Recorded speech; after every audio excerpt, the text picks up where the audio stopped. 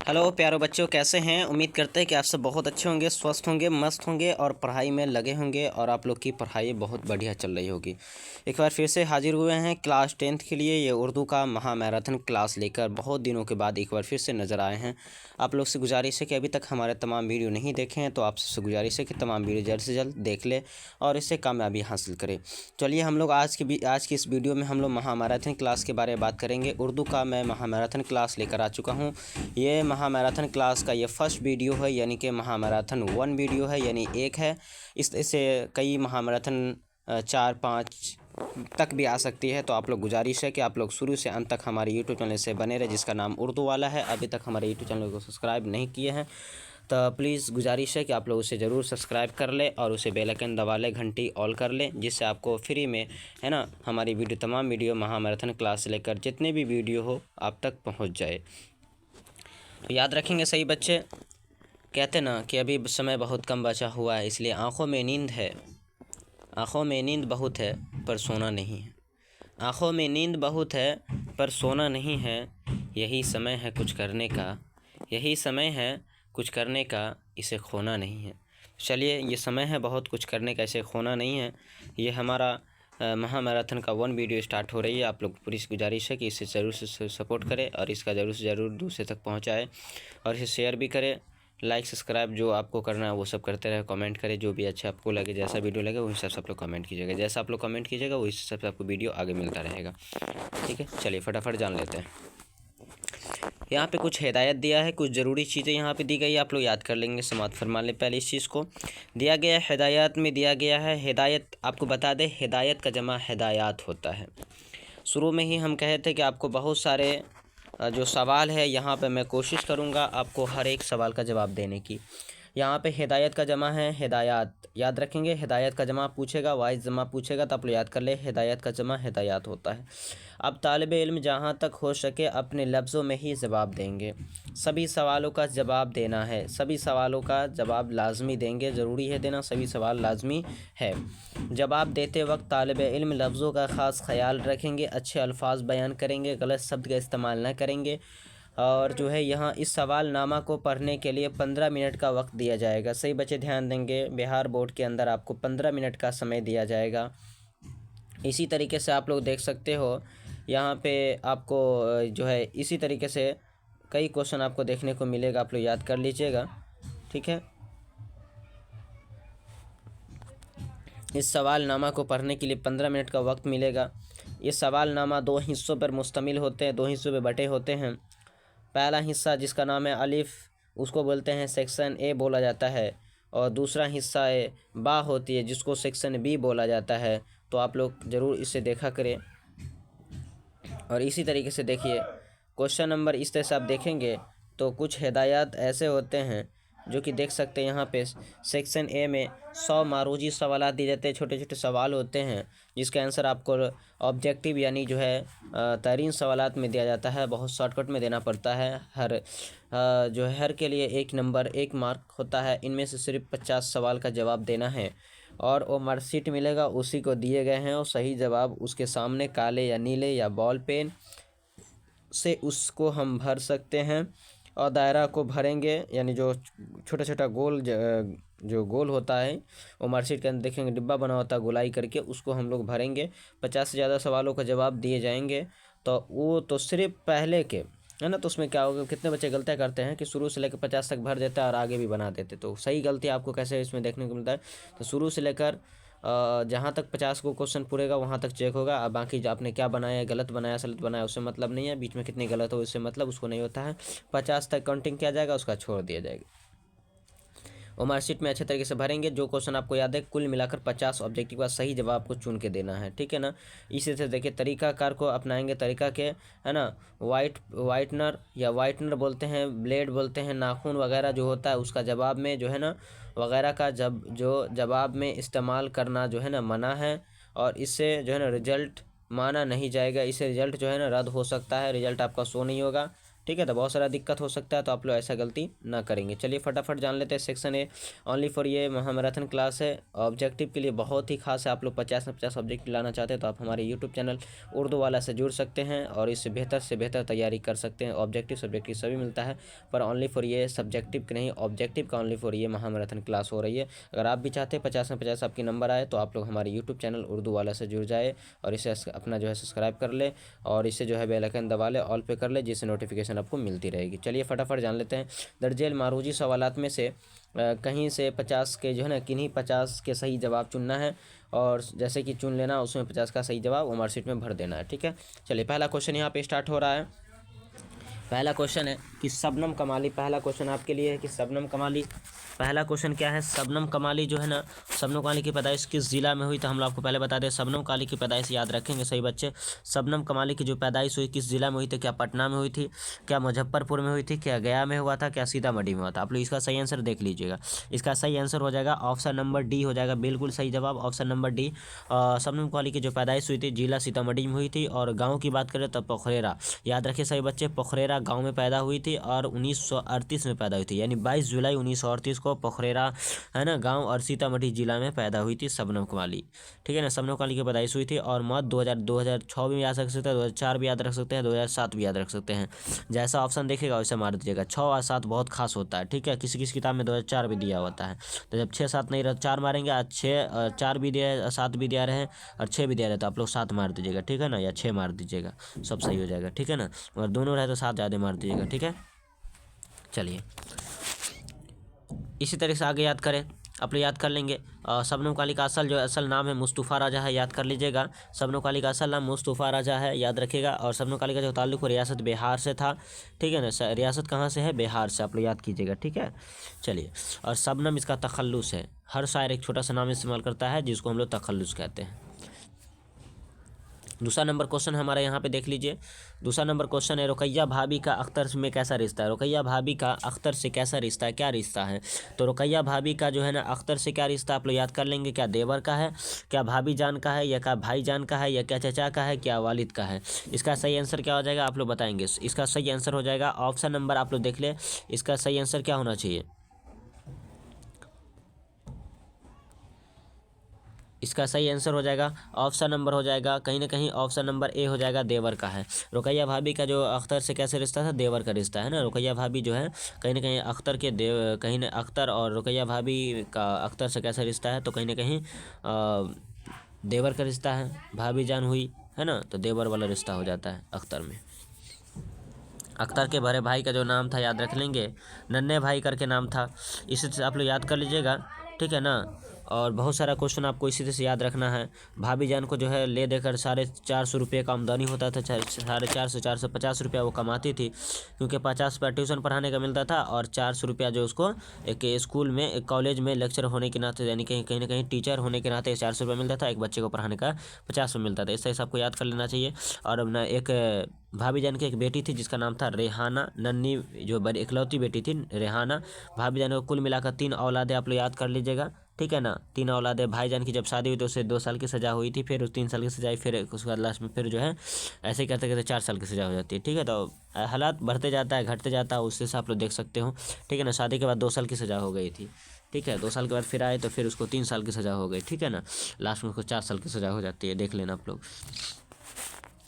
तो भाभी जान की एक बेटी थी जिसका नाम था रेहाना। रेहाना के लिए सोने की 2 चूड़ियाँ बनाई गई थी, जो कि सिम्मी नाम की एक लड़की थी, जो अपने बड़े भाई की फीस जमा करने के लिए वो सोने की चूड़ियाँ को भाभी जान को फ़रोख्त करना पड़ा, बेचना पड़ा। ठीक है ना, तो सिम्मी को सोने की चूड़ियाँ पूछा किसको दे दिया गया, तो याद रखेंगे सिम्मी नाम की लड़की, जो एक गरीब तालिब इल्म थी, जो सिर्फ भाभी जान को सहारे पढ़ती थी। भाभी जान अपना शौक़ को पूरा करने के लिए, अपना टाइम पास करने के लिए, अपने वक्त को काटने के लिए ख़तों किताब यानी ख़त लिखा करती थी, किताब पढ़ा करती थी, ख़तों किताब का मुताला करती थी। ठीक है, इससे याद रख लीजिएगा आप लोग।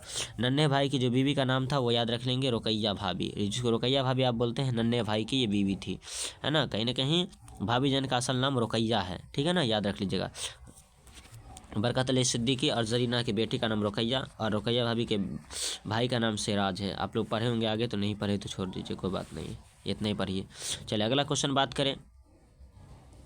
तीसरा नंबर क्वेश्चन है, डॉक्टर मोहम्मद मोहसिन का इंतकाल कब हुआ? डॉक्टर मोहम्मद मोहसिन का इंतकाल कब हुआ? आप लोग बताए थे 2001 होगा, 2002 होगा, 2003, 2004, कितना होना चाहिए? डॉक्टर अब्दुल मोहम्मद यानी जो है डॉक्टर मोहम्मद मोहसिन का इंतकाल जो है, याद रख लीजिएगा, डॉक्टर मोहम्मद मोहसिन का इंतकाल 2002 में हुआ था। कब हुआ था बुआ? 2002 में हुआ था बच्चों, याद रखेंगे सही बच्चे, 2002 में हुआ था। और कहीं ना कहीं जो है ये इसको जो है ना कुछ बीमारियां हो गई थी, इसकी वजह से इसकी 2002 ही में इंतकाल कर गए थे सैयद मोहम्मद मोहसिन साहब, ठीक है ना।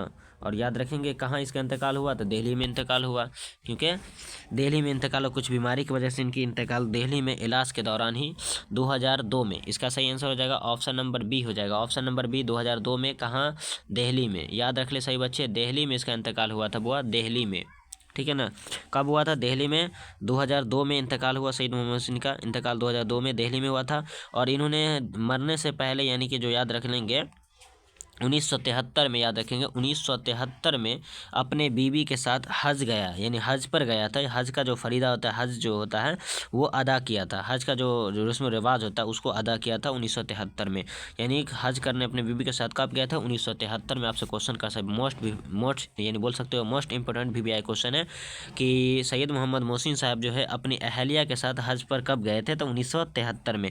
और उस 74 में जो है क्या हुआ? 1974 में ही क्या हो गए थे? रिटायर हो गए थे। 1974 में क्या हो गए थे बुआ? रिटायर हो गए थे। आप लोग याद कर लेंगे 1974 में, है ना, अपनी मुलाजमत से वो दोस्त हो गए थे, कहीं ना कहीं रिटायर हो गए थे, नफ्सियात के मुकर्रर थे। इनका जो मौजूद था, खास जो मौजूद था वो नफ्सियात था। याद रखे सही बच्चे। अगर ये पूछा जाए कि ये किसके प्रोफेसर थे, तो उर्दू में ये जो है नफ्सियात के प्रोफेसर थे, सामाजिक विज्ञान के प्रोफेसर थे, और नफ्सियात इनका खास मौजूद है, एक विषय था, ठीक है। और इन्होंने नफ्सियात के एक मजमूआ लिखा जिसका नाम है अनोखी मुस्कुराहट। सैयद मोहम्मद मोहसिन के द्वारा एक अफसानी मजमूआ लिखा गया जिसका नाम है अनोखी मुस्कुराहट। ये भी नफ्सियाती के जो नफ्सियाती जो है मज़ामीन है, ठीक है। और अनोखी मुस्कुराहट इन्होंने बेहतरीन एक कहानी लिखा जिसके बगैर पूरे उर्दू में नाम रोशन इसका होने लगा, चर्चा होने लगा था। सैयद मोहम्मद मोहसिन की पैदाइश 10 जुलाई 1910 ईस्वी को हुई थी, पटना में हुई थी। 10 जुलाई, याद रखेंगे सही बच्चे, 10 जुलाई, ठीक है ना, 10 जुलाई 1910 ईस्वी को सैयद मोहम्मद मोहसिन साहब जो है 1910 ईस्वी में, 10 जुलाई 1910 ईस्वी को पटना में, कहीं ना कहीं पटना में पैदा हुए थे। कहाँ हुए थे आप लोग याद कर लेंगे? पटना में हुआ था, ठीक है ना, पटना में पैदा हुआ था। तो पटना में पैदा हुआ था। उसी तरीके से याद रख लीजिएगा इसके वालिद का नाम था सैयद मोहम्मद रशीद। सैयद मोहम्मद रशीद जो किसके वालिद का नाम था? तो सैयद मोहम्मद मोहसिन के वालिद का नाम, ठीक है ना, सैयद मोहम्मद मोहसिन के वालिद का जो नाम था आप लोग याद कर लेंगे सही बच्चे। सैयद मोहम्मद मोहसिन के वालिद का जो नाम था सैयद मोहम्मद रशीद। सैयद मोहम्मद याद रख लीजिएगा आप लोग, सैयद और मोहम्मद, सैयद मोहम्मद रशीद, ठीक है ना, रशीद। तो रशीद नाम याद रख लीजिएगा, मोहम्मद रशीद करके था, सैयद मोहम्मद रशीद करके था, ठीक है ना। तो आप लोग याद कर लीजिएगा। आगे बढ़ते हैं, बहुत सारा क्वेश्चन है इसमें। एक जो है 1926 में मैट्रिक इम्तिहान राजा राम मोहन स्वामी जी पटना कॉलेज से मैट्रिक इम्तिहान पास किया। 1928 में पटना कॉलेज से BA किया था, यानी कहीं ना कहीं इंटर पास किया। और उसका 1931 में जो है नफ्सियात के साथ BA ऑनर्स किया 31 में। 34 में नफ्सियात में पटना यूनिवर्सिटी से MA किया, 34 में MA किया, और 34 में ही गोल्ड मेडल भी हासिल किया। 1938 में वह कॉलेज में प्लसवा तौर पर आर्जी तौर पर लेक्चर हो गए। 38 में उसको नौकरी मिल गया नफ्सियात से। 1948 में पटना यूनिवर्सिटी के सुबह नफ्सियात मुस्तकिल तौर पे हमेशा के लिए फिर लेक्चर, कहीं ना कहीं टीचर बन गए, है ना, लेक्चर बन गए, लेक्चरर हो गए। 1953 में सुबह नफ्सियात के सदर सुबह बन गए, हेड मास्टर बनने की कोशिश करे, है ना, और हेड मास्टर ही बन गए 1953 में, कहीं ना कहीं 1953 में, ठीक है। तो इस तरह से आप लोग याद कर लीजिए, बहुत खास क्वेश्चन था, मैंने बता दिया, ठीक है। चौथा नंबर क्वेश्चन, निगार अजीम का असल नाम क्या है? निगार अजीम का असल नाम आप लोग बता दें, निगार अजीम का असल नाम क्या है? तो मलका महर निगार है, आप लोग याद कर लेंगे, मलका महर निगार, देख लीजिए ऑप्शन में। एक और क्वेश्चन बता दें कि सैयद मोहम्मद मोहसिन के द्वारा एक लिखा गया आपकी किताब में जो अफसाना है उसका नाम है फिरार। फिरार का मरकजी किरदार आपको बता दें महमूद नाम का एक लड़का है, और उसका दोस्त का नाम है अजीम। महमूद के एक दोस्त का नाम है अजीम, ठीक है ना, अजीम, याद रख लीजिएगा। उसके दोस्त का नाम क्या है? तो अजीम है। और अजीम जो है एक अच्छा लड़का है, उसका उसी का एक दोस्त है, अजीम का दोस्त का नाम महमूद है, महमूद के दोस्त का नाम अजीम है, ठीक है। तो आस्ते से याद कर लीजिएगा आप लोग। इसकी माँ बहुत ख़राब थी, जो उल्टा सीधा बात बोलती थी, है ना, वकील के यहाँ मत जाया करो, उसकी बीवी डैन है, और वो वकील की बीवी डैन है, ये उसकी माँ वाली जो है कहीं ना कहीं महमूद की माँ कहती थी किसको? वकील की बीवी को डैन कहती थी, ठीक है। तो ये सब क्वेश्चन पूछ सकता है। और महमूद कहाँ रहता था? तो महमूद के तो वालिद कह सकते हो, महमूद के जो बाप थे तो वो तो 10 में जब बेचारा 10 साल का उम्र में 10 साल का जब बेचारा हुआ तो इसके वालिद का इंतकाल कर गए, है ना। इसके वालिद का इंतकाल हो गया, यतीम हो गया, है ना। 10 साल की उम्र में यतीम हो गया। तो पूछ सकता है कि बताइए महमूद कितना साल में यतीम हो गया? 10 साल की उम्र में यतीम हो गया। और महमूद जो है हॉस्टल में रहा करता था, यूनिवर्सिटी के हॉस्टल में रहता था, जहाँ उसकी इंतहाई पसंद और नहायत अच्छी तरीके से रहा करता था अपना, वहाँ याद रख सकते हैं आप लोग, ठीक है ना। तो कई बार क्वेश्चन पूछा जाता है, याद कर लीजिएगा आप लोग, ठीक है। तो इस तरह से आपको याद रखना है। महमूद जो है यूनिवर्सिटी के हॉस्टल में रहता था और वहीं अपना हर चीज़ करता था, ठीक है।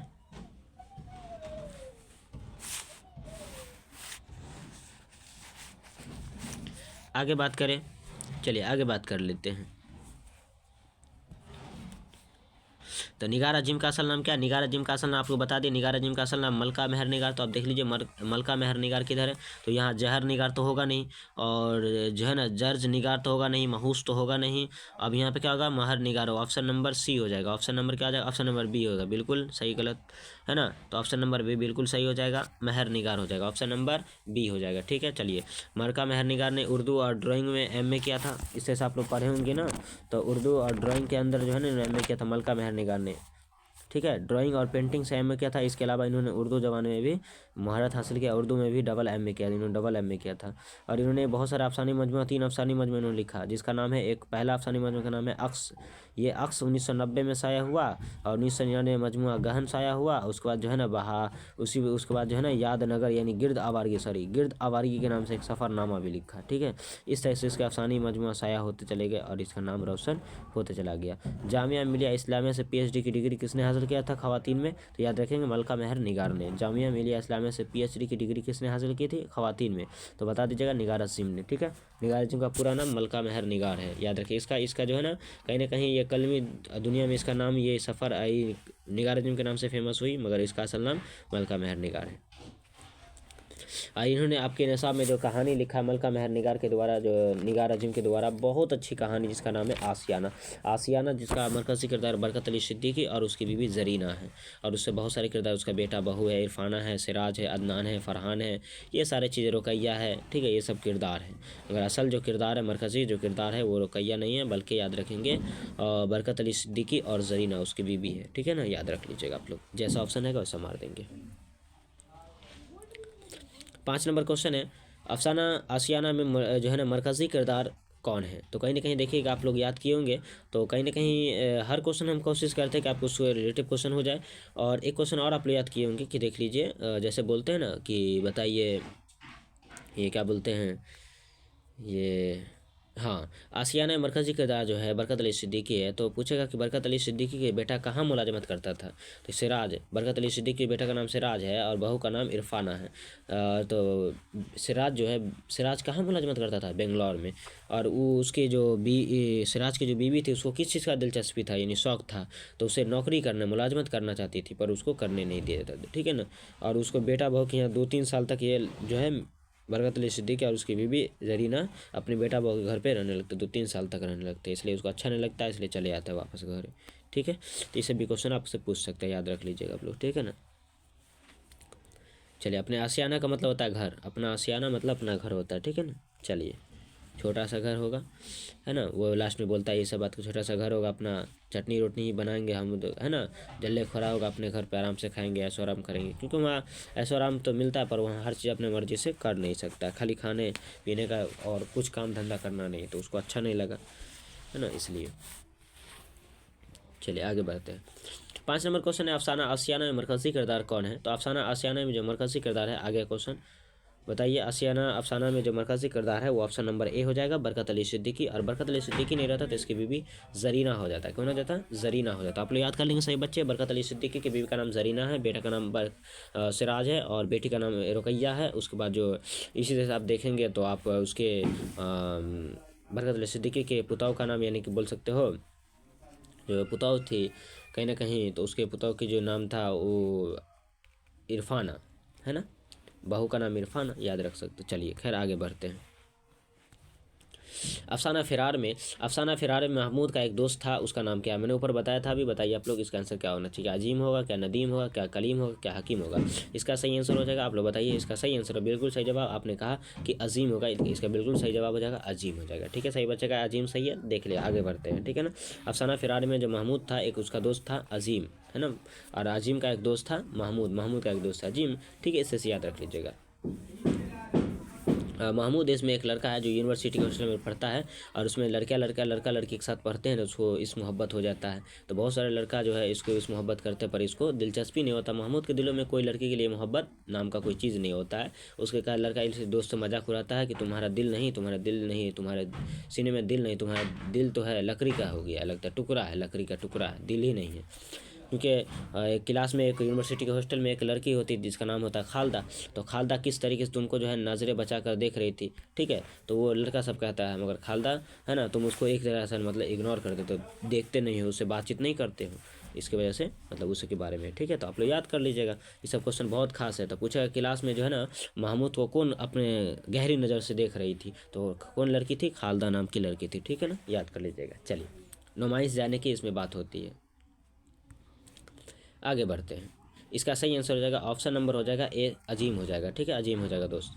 चलिए 6 नंबर क्वेश्चन का ऑप्शन नंबर ए हो जाएगा। 7 नंबर क्वेश्चन की ओर देखते हैं। 7 नंबर क्वेश्चन हमारा है कि 7 नंबर क्वेश्चन क्या, देखिए, ज़मीन का दर्जा हरारत पिछले 100 वर्षों में कितना बढ़ गया था? ज़मीन का दर्जा हरारत 100 वर्षों में कितना बढ़ गया था? ज़मीन का दर्जा हरारत है ना, हरारत पिछले 100 वर्षों में कितना बढ़ गया था? आपको बताए थे 0.75 डिग्री। याद रखें आप लोग, याद करने के लिए 75 डिग्री याद कीजिए, 0.75 डिग्री। ऑप्शन नंबर डी बिल्कुल सही हो जाएगा, 75 डिग्री। नहीं तो जीरो के पास दशमलव जो है ना, दशमलव होता है ना, यानी परसेंट के बाद कह सकते हो, पॉइंट के बाद कोई भी नंबर का वैल्यू नहीं होता, इसलिए उसको अलग अलग करके पढ़ा जाता है। मगर मैं कहूँगा आपको याद रखने के लिए आप लोग एक अलग से याद कर सकते हो अपना ट्रिक बनाकर। जैसे हम याद करते हैं कि 0.75 डिग्री मेरे को हमेशा ज़िंदगी भर याद रहता है, आपको याद रहेगा 0.75 डिग्री आंसर आपको याद रहेगा और हमेशा याद रहेगा, कभी नहीं भूल सकते। इससे याद कीजिए, और जब कोई पूछे तो उसको बताइए 0.75 डिग्री, और वो नहीं समझ पाए तो उसको बताओ 0.75 डिग्री, है ना, डिग्री सेल्सियस होता है। ठीक है, ज़मीन का दर्जा हरारत पिछले 100 वर्षों में कितना बढ़ गया था? 0.75 डिग्री हो जाएगा। ऑप्शन नंबर डी बिल्कुल सही हो जाएगा। आप लोग याद करें, 45 डिग्री तो होगा नहीं, 55 डिग्री होगा नहीं,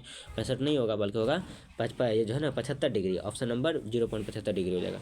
इससे पूछ सकता कि बताइए मीथेन गैस कितना परसेंट बढ़ गया था? 149%। कितना? 149% बढ़ गया था मीथेन गैस, 149% हो गया था।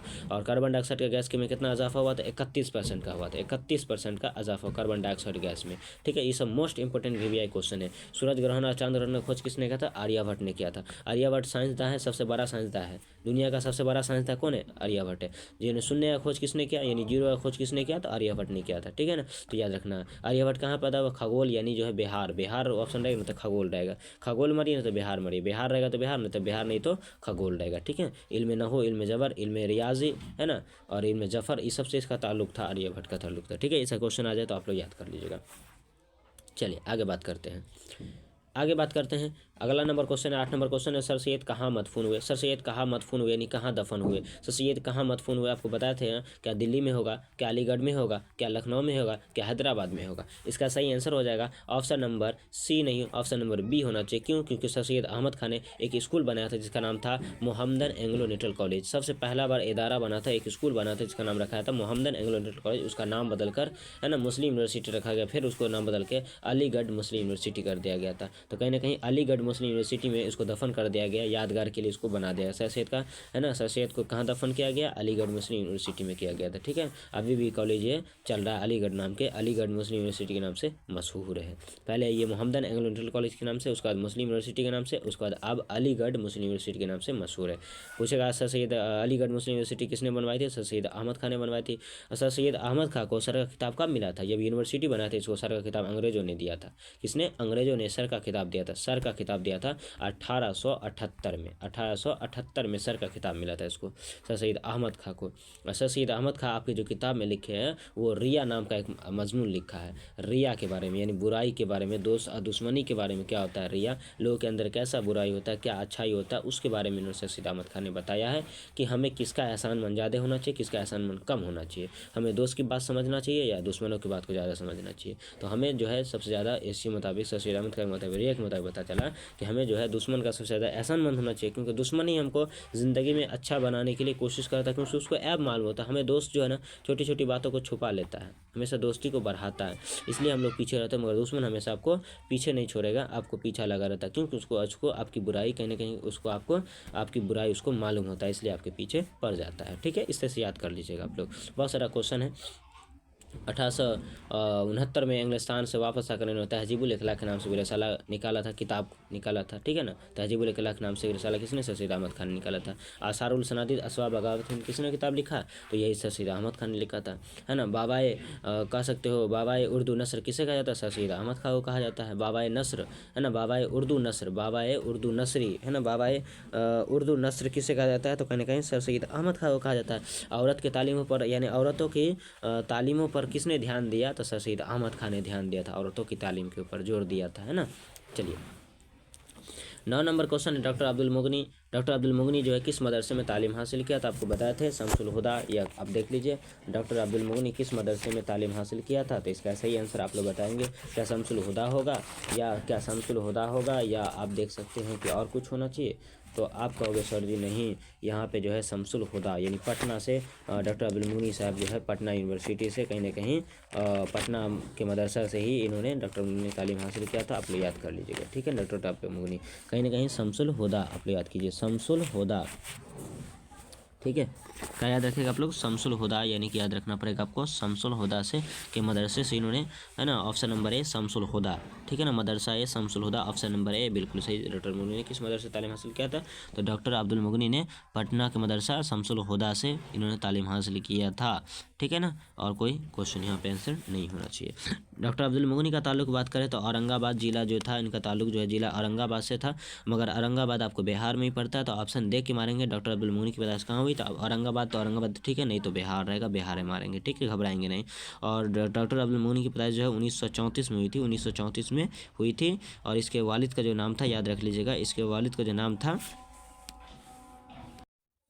तो याद रख लीजिएगा डॉक्टर अब्दुल मुगनी के जो वालिद का नाम था, याद रखिएगा आप लोग, क्या होगा? इसका सही आंसर हो जाएगा डॉक्टर अब्दुल रऊफ़। ठीक है ना, मौलाना अब्दुल रऊफ़ इसके वालिद का नाम था। किसके? डॉक्टर अब्दुल मुगनी के वालिद का नाम मौलाना अब्दुल रऊफ़ था, जो कि आलिम दीन थे। उनके वालिद कौन थे? आलिम दीन थे। ठीक है ना, बहुत पढ़े लिखे थे। चलिए, इन्होंने डॉक्टर अब्दुल मुगनी ने अंग्रेजी विषय से पढ़ाई किया और अंग्रेजी के ही लेक्चर बने। पटना यूनिवर्सिटी में इसको अंग्रेजी के हैसियत से इसको मास्टर बना दिया गया था। ठीक है ना, पहली मरतबा। चलिए, और इसका तबादला जो है पहली बार जो है ना BN कॉलेज में दाखिला हुआ इसका। BN कॉलेज में इसकी तबादला हो गया, इसको ट्रांसफ़र कर दिया गया BN कॉलेज में। BN कॉलेज में अंग्रेजी के हैसियत से इसको पढ़ाने का नौकरी मिला, और लास्ट में वहीं से इन्होंने मुलाजमत से मतलब जो है ना रिटायर हो गए। ठीक है, याद रखिएगा। और इन्होंने तकरीबन 20 किताबों के मुसन्निफ़ हुआ, मौलिफ़ हुआ। यानी पूछेगा मौलाना आज़ाद डॉक्टर अब्दुल मुगनी ने कितने किताब लिखे? तो आप लोग याद कर लीजिएगा 20 किताब लिखे, है ना, 20 किताब लगभग में तकरीबन 20 किताब लिखे हैं। ठीक है ना, 20 किताब याद रख लीजिएगा, 20 किताब कितने? 20 किताब लिखे थे। और इतना ही नहीं बल्कि इनका जो ख़ास मौजूद था, इनका जो बल्कि ख़ास मौजूद था, इनका याद रखेंगे इकबाल इनका ख़ास मौजूद था। इकबाल इनका ख़ास मौजूद था। पूछेगा कि डॉक्टर मुगनी का जो डॉक्टर अब्दुल मुगनी का ख़ास मौजू क्या था? तो याद रखिएगा आप लोग इकबाल। और इसी से डॉक्टर मुगनी की पैदाइश कहाँ हुई? तो बिहार में, यानी कि औरंगाबाद में। याद रख लीजिएगा, बिहार नहीं तो औरंगाबाद, औरंगाबाद नहीं तो बिहार रहेगा। 1934 में हुआ था। ठीक है ना। और डॉक्टर अब्दुल मुगनी की मौत कब हुई? 2006 में हुआ था। कब हुआ था बुआ? 2006 में 5 दिसंबर, 5 सितंबर, 5 सितंबर। ठीक है ना, सितंबर 5 सितंबर 5 सितंबर 2006 में हो गया था। कहाँ हुआ था इसका? डॉक्टर अब्दुल मुगनी की वफ़ात पटना में हुई थी। कहाँ हुई थी? पटना में हुई थी। याद रखिएगा आप लोग, पटना में डॉक्टर अब्दुल मुगनी की पैदाइश पटना में 2006 में ईस्वी में पटना में इंतकाल कर गए। चलिए, खैर आगे बढ़ते हैं। क्वेश्चन नंबर 10 की ओर देखिए। क्वेश्चन नंबर डॉक्टर भीमराव के वालिद का नाम क्या? डॉक्टर भीमराव वालिद का जो नाम है आप लोग याद का, ऑप्शन नंबर बी बिल्कुल सही जवाब हो जाएगा, रामजी मालूजी सकपाल हो जाएगा। रामजी मालूजी सकपाल है। रामजी तो होगा नहीं यहाँ पे, श्याम जी होगा नहीं, दोनों का नाम मिला देगा, बाप और जो है इसके दादा का नाम मिला देगा डॉक्टर भीमराव की, तो इसलिए दोनों मिला देगा, रामजी और मालूजी सकपाल हो गया। ठीक है ना, रामजी इसके बाप का नाम, मालूजी दादा का नाम, ऐसे करके पूरे दोनों को मिला के बोलते हैं रामजी मालूजी सकपाल इसके बाप का नाम हो गया। ठीक है, इससे याद है 14 वर्ष की उम्र में भीमराव अम्बेडकर की शादी हुई थी। ठीक है ना, और 14 भाई भी थे। इस तरह से आपको इसका ट्रिक उरिक दिया गया था, आप लोग याद कर लीजिएगा। ठीक है ना, तो और ये 14 भाई थे, 14 तारीख को पैदा हुए, 14 अप्रैल 1891 में माउथ सेंटर इंडिया में पैदा हुए थे। और इसके इतना ही नहीं, 14 वर्ष तक इसके वालिद जो है हेड मास्टर की नौकरी करते रहे। और इतना ही नहीं बल्कि ये महार जात से ताल्लुक़ रखते थे। महार जात यानी कि कहीं ना कहीं महार थे, बोल सकते हो। और ये मराठी बोलते थे, क्या बोलते थे?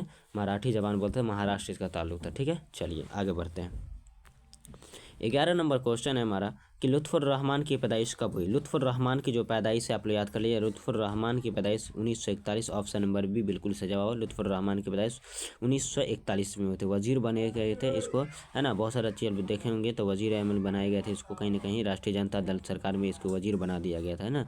राष्ट्रीय जनता दल में सरकार में बिना दर्जा के वजीर बने थे। ठीक है, आप लोग याद कर लीजिएगा। चलिए आगे बढ़ते हैं। और 12 नंबर क्वेश्चन है कि क्या होगा, आर्यभट्ट ने किस साइंसदान की रहनुमाई किया था? किस साइंसदान की रहनुमाई का आर्यभट्ट ने किया था? तो आप लोग याद करिए, गैलीलियो तो नहीं किया था, गैलीलियो का तो नहीं किया था, पाइथागोरस का, तो क्या टॉम्स का, है ना, टॉम्स एडिशन का, है ना, या अबुल कलाम आज़ाद का? तो किसका किया था? ऑप्शन नंबर बी बिल्कुल सही जवाब हो जाएगा, पाइथागोरस की, है ना। पाइथागोरस जब लोग मैथ में पढ़ते हैं ना, पाइथागोरस कहीं ना कहीं जो है ना पढ़े में पढ़ते हैं, तो उसी का कहीं ना कहीं इन्होंने ये सब खोज किया था। तो आर्यभट्ट ने इसका रहनुमाई किया था, इसका साथ दिया था।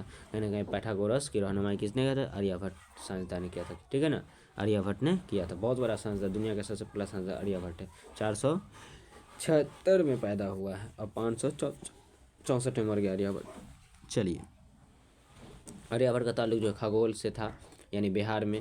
ठीक है ना।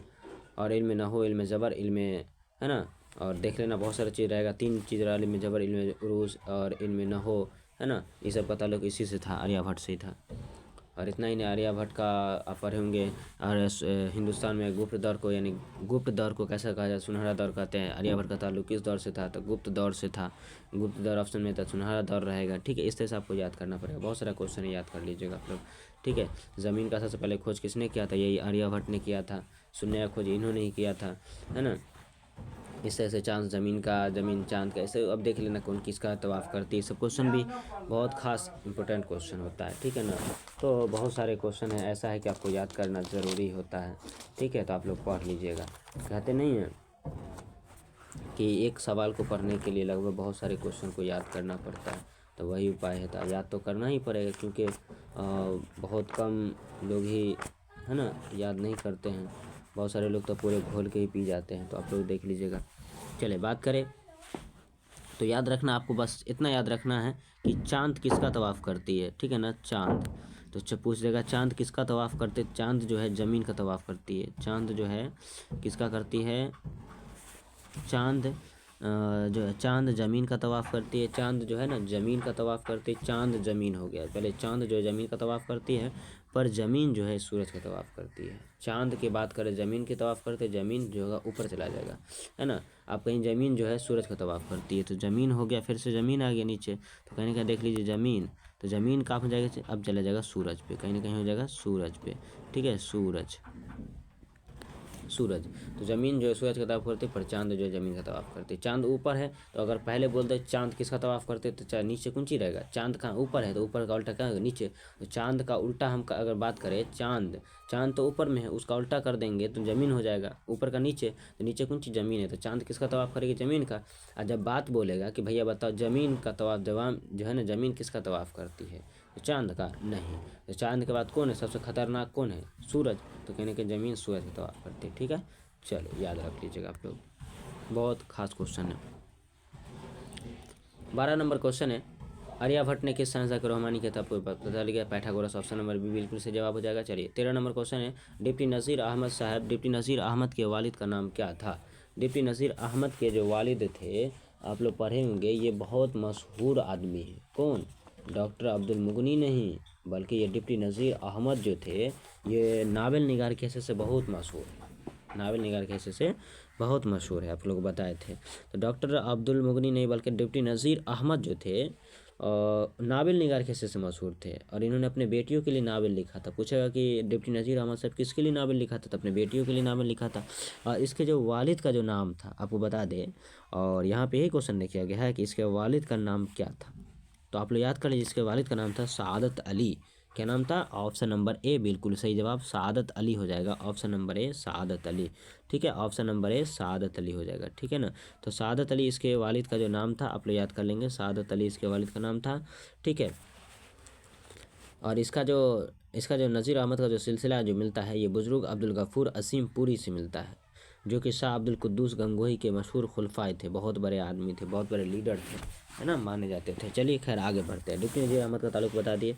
और ये सब जितना भी नावल वावल का जो बात है, तो मीरतुल उरूस, नबातुल नास, इब्नुल वक्त, है ना, और जितना भी नावल जो होता है ना, नबातुल नास, तौबतुन नसू, है ना, और क्या बोलते हैं, फसाना मुब्तला, इब्नुल वक्त, है ना, तौबतुन नसू, ये सारे चीज़ किसका नावल है, यही सब जो है, नसू, है ना, तौबतुन नसू, ये सब हो जाएगा। ये सब किसका हो जाएगा नावल, ये डिप्टी नज़ीर अहमद ने ही पहले नावल लिखा है। और इसका सिर्फ इसको जो है ना सर्फ मिला है, इसका अव्वल दर्जा इसी को मिला है, डिप्टी नज़ीर अहमद को। नावल निगार का सर्वप्रथम जो पुरस्कार मिला है वो डिप्टी नज़ीर अहमद को मिला है। ठीक है, तो याद कर लीजिएगा आप लोग। चलिए आगे बढ़ते हैं।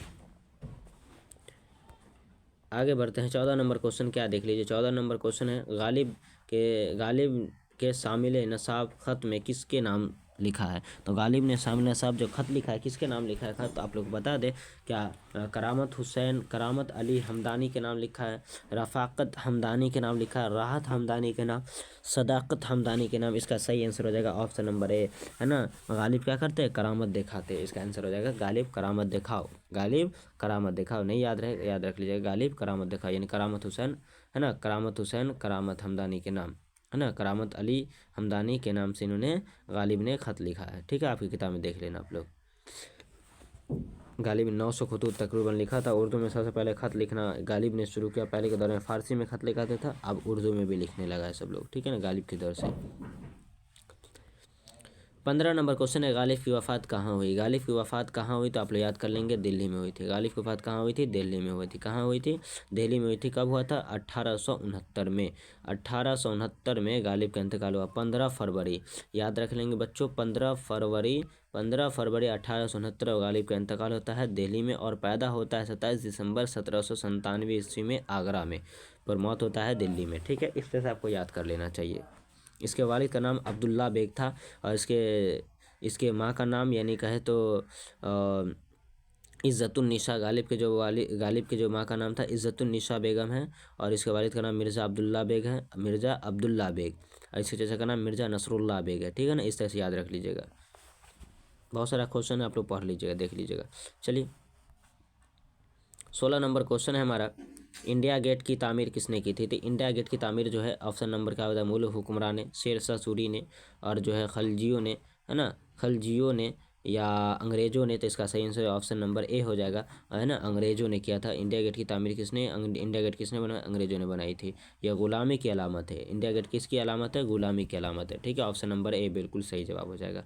इंडिया गेट किसने लिखा था, जगन्नाथ आज़ाद ने लिखा था, आज़ाद ने। इंडिया गेट किसने लिखा था, जगन्नाथ आज़ाद ने लिखा था, याद रख लीजिएगा। चलिए 17 नंबर क्वेश्चन की बात करें, बेदी से इंटरव्यू किसने लिया था।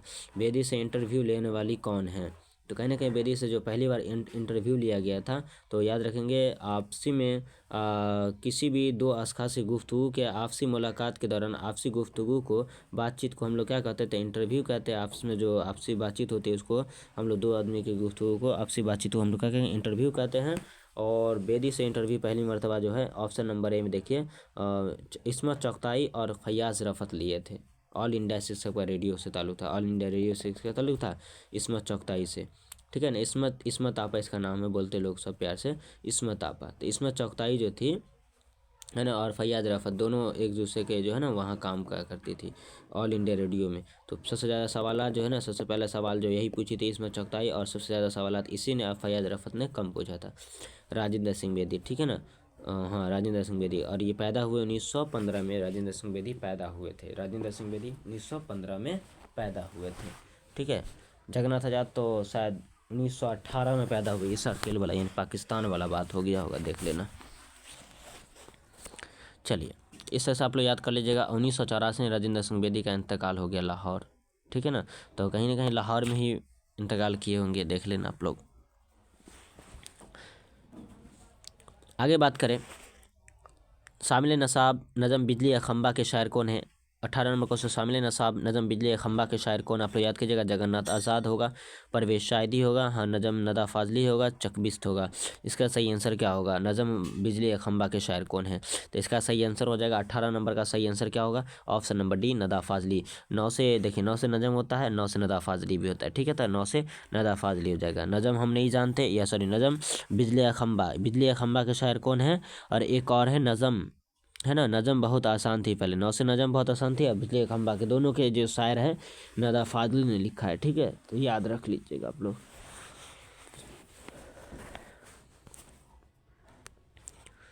19 नंबर क्वेश्चन है, बिजली खंबा में चांद की रोशनी के बारे में बोला गया, ठीक है ना। बिजली खंबा में किस किस बात की जा रही है? चांद की रोशनी के बारे में, और आज की जो जलती हुई हालात हैं उसके बारे में कहा गया। 19 नंबर का, नदा फाजली की तसनीफ़ दुनिया मेरे आगे किस सिनफ़ नस्र से मुताल्लिक है?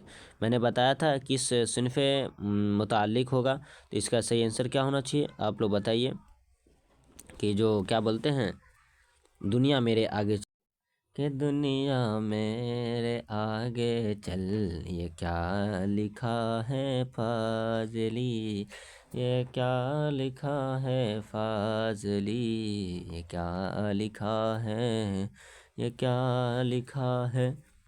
हाँ, तो बोला जा रहा है कि दुनिया मेरे आगे चल किस सिनफ नस्र से है, याद रखेंगे। इसका सही आंसर हो जाएगा ऑप्शन नंबर डी होना चाहिए, खाका से होना चाहिए, ठीक है। ऑप्शन नंबर डी बिल्कुल सही जवाब है, खाका से हो जाएगा, ठीक है ना।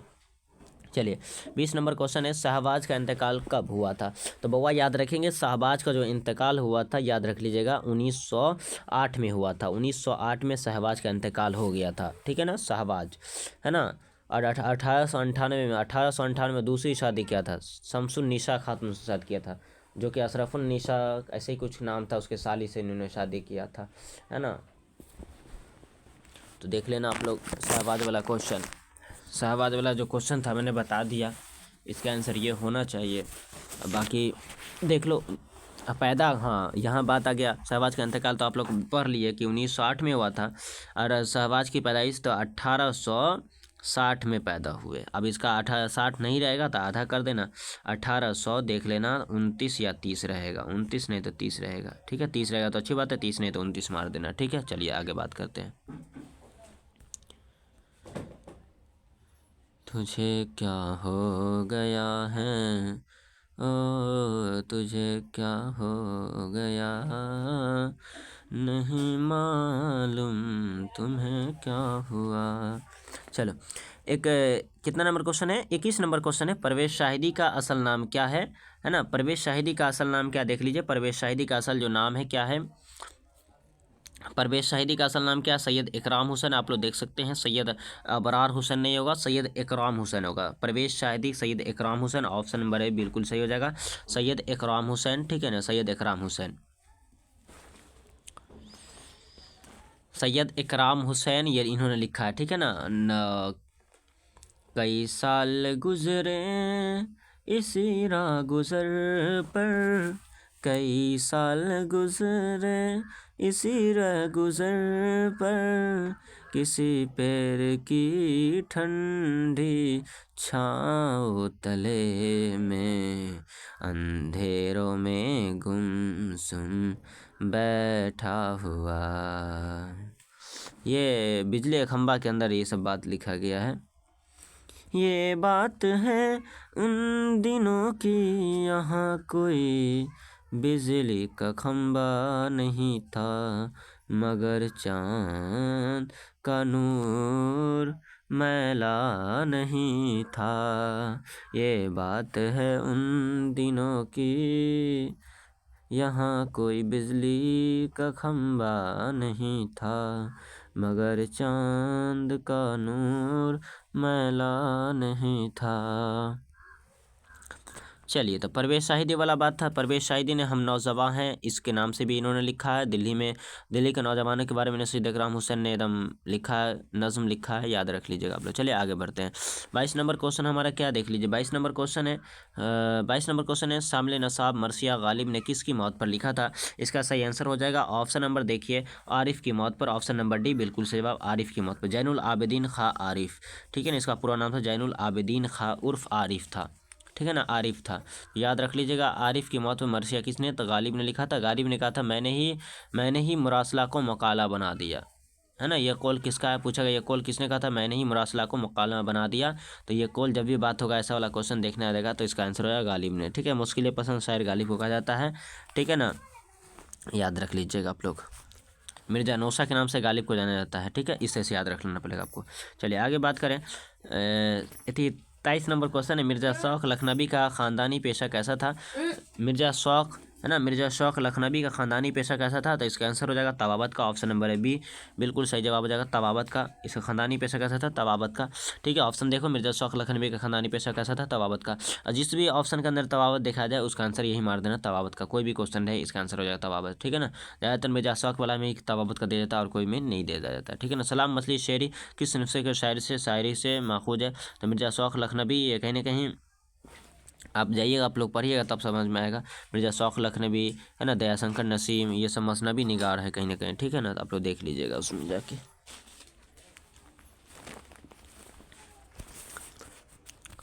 24 नंबर क्वेश्चन, सलाम मछली शहरी किस सिनफ शायरी के शायर है, तो आप लोग याद कर लीजिए। सलाम मछली शहरी किस सिनफ शायरी के शायर है, तो आप लोग याद कर लीजिएगा।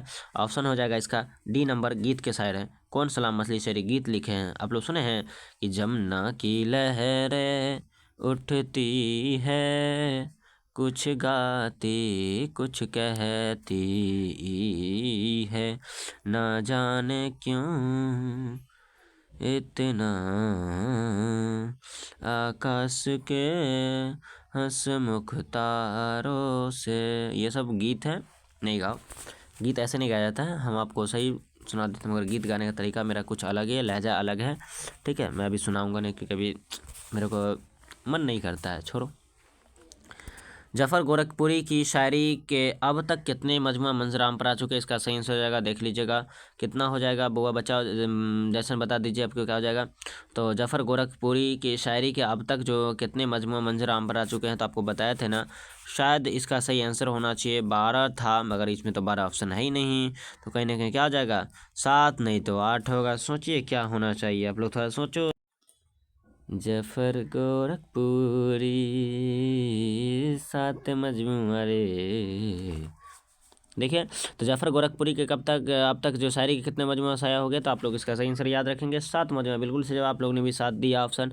चलिए बिल्कुल से जवाब 7 ऑप्शन जो मंजराम पर आ चुके थे। इन्होंने बच्चों के लिए 2 मजमूआ भी लिखा था, है ना, और क्या बोलते हैं, बहुत सारा नाचरी गुड़िया और सच्चाइयाँ बच्चों के लिए लिखा था। उससे से बहुत सारा नज़्म लिखा, बहुत सारा गीत लिखे हैं और बहुत अलग अलग चीज़ लिखते हैं। और 1935 में जफ़र गोरखपुरी उत्तर प्रदेश में पैदा हुए थे, याद रख लेना आप लोग को, है ना। बेदौली बाबू गाँव में पैदा हुए थे। चलिए खैर आगे बढ़ते हैं। 26 नंबर क्वेश्चन है, हरि मोहन झा का कौन सा ऑप्शन आपके नसाब में शामिल है। ये हैं रोशनी किताब का मज़ेदार वीडियो, एकदम जाइए ना, देखिए वहाँ जाके देख लीजिएगा आप लोग। हरि मोहन झा का कौन सा ऑप्शन आपके नसाब में शामिल है। हरि मोहन झा, इंग्लिश नहीं आता तो झाड़ झाड़ के बेगाता है भैया, अंग्रेजी। ऑप्शन नंबर सी बिल्कुल से जवाब हो जाएगा। हरि मोहन झा का कौन सा ऑप्शन आपके नसाब में, अंग्रेजी बाबू। हरि मोहन झा का ऑप्शन नंबर सी हो जाएगा। चलिए और आप खाली संदूक के पूछा तो इंदिरा गोस्वामी हो जाता है, ठीक है। अगर ये क्या बोलते हैं, ये जिलानी बानो के द्वारा कौन अफसाना लिखा गया है रे, हाँ, सेकंड हैंड अफसाना का तर्जुमा जिलानी बानो ने किया है। इसके लिखने वाले सेकंड हैंड अफसाना किसने लिखा, बी कॉम बशीर ने लिखा। इसका ट्रिक बहुत मज़ेदार ट्रिक दिया गया, आप लोग अभी तक उस वीडियो को नहीं देखे तो जाके वहाँ से देख सकते उस वीडियो को, ठीक है। चलिए 27 नंबर क्वेश्चन है हमारा। 27 नंबर क्वेश्चन है, उर्दू के पहले साहिब दीवान शायर कौन है। तो उर्दू के जो पहले साहिब दीवान शायर कौन है, तो इसका सही आंसर हो जाएगा, जल्दी से बताइए।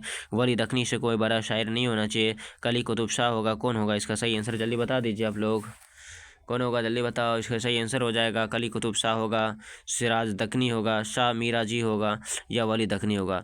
मेरे हिसाब तो वली दखनी ही उर्दू के दीवाने शायर माने जाते हैं। ऑप्शन नंबर ए बिल्कुल से, जब ऑप्शन नंबर ए सही नहीं रहेगा, ऑप्शन नंबर ए नहीं रहेगा तो इसका आंसर मार देना कली कुतुब शाह मार देना। पर यहाँ पे अभी तो वली दखनी बिल्कुल ऑप्शन नंबर ए हो जाएगा सही आंसर, ठीक है ना। मगर जब ऑप्शन नंबर ए नहीं रहेगा तो ऑप्शन नंबर बी मार देना, ऑप्शन नंबर सी मार देना, ठीक है। ये भी सही है, ऊपर वाला भी सही है।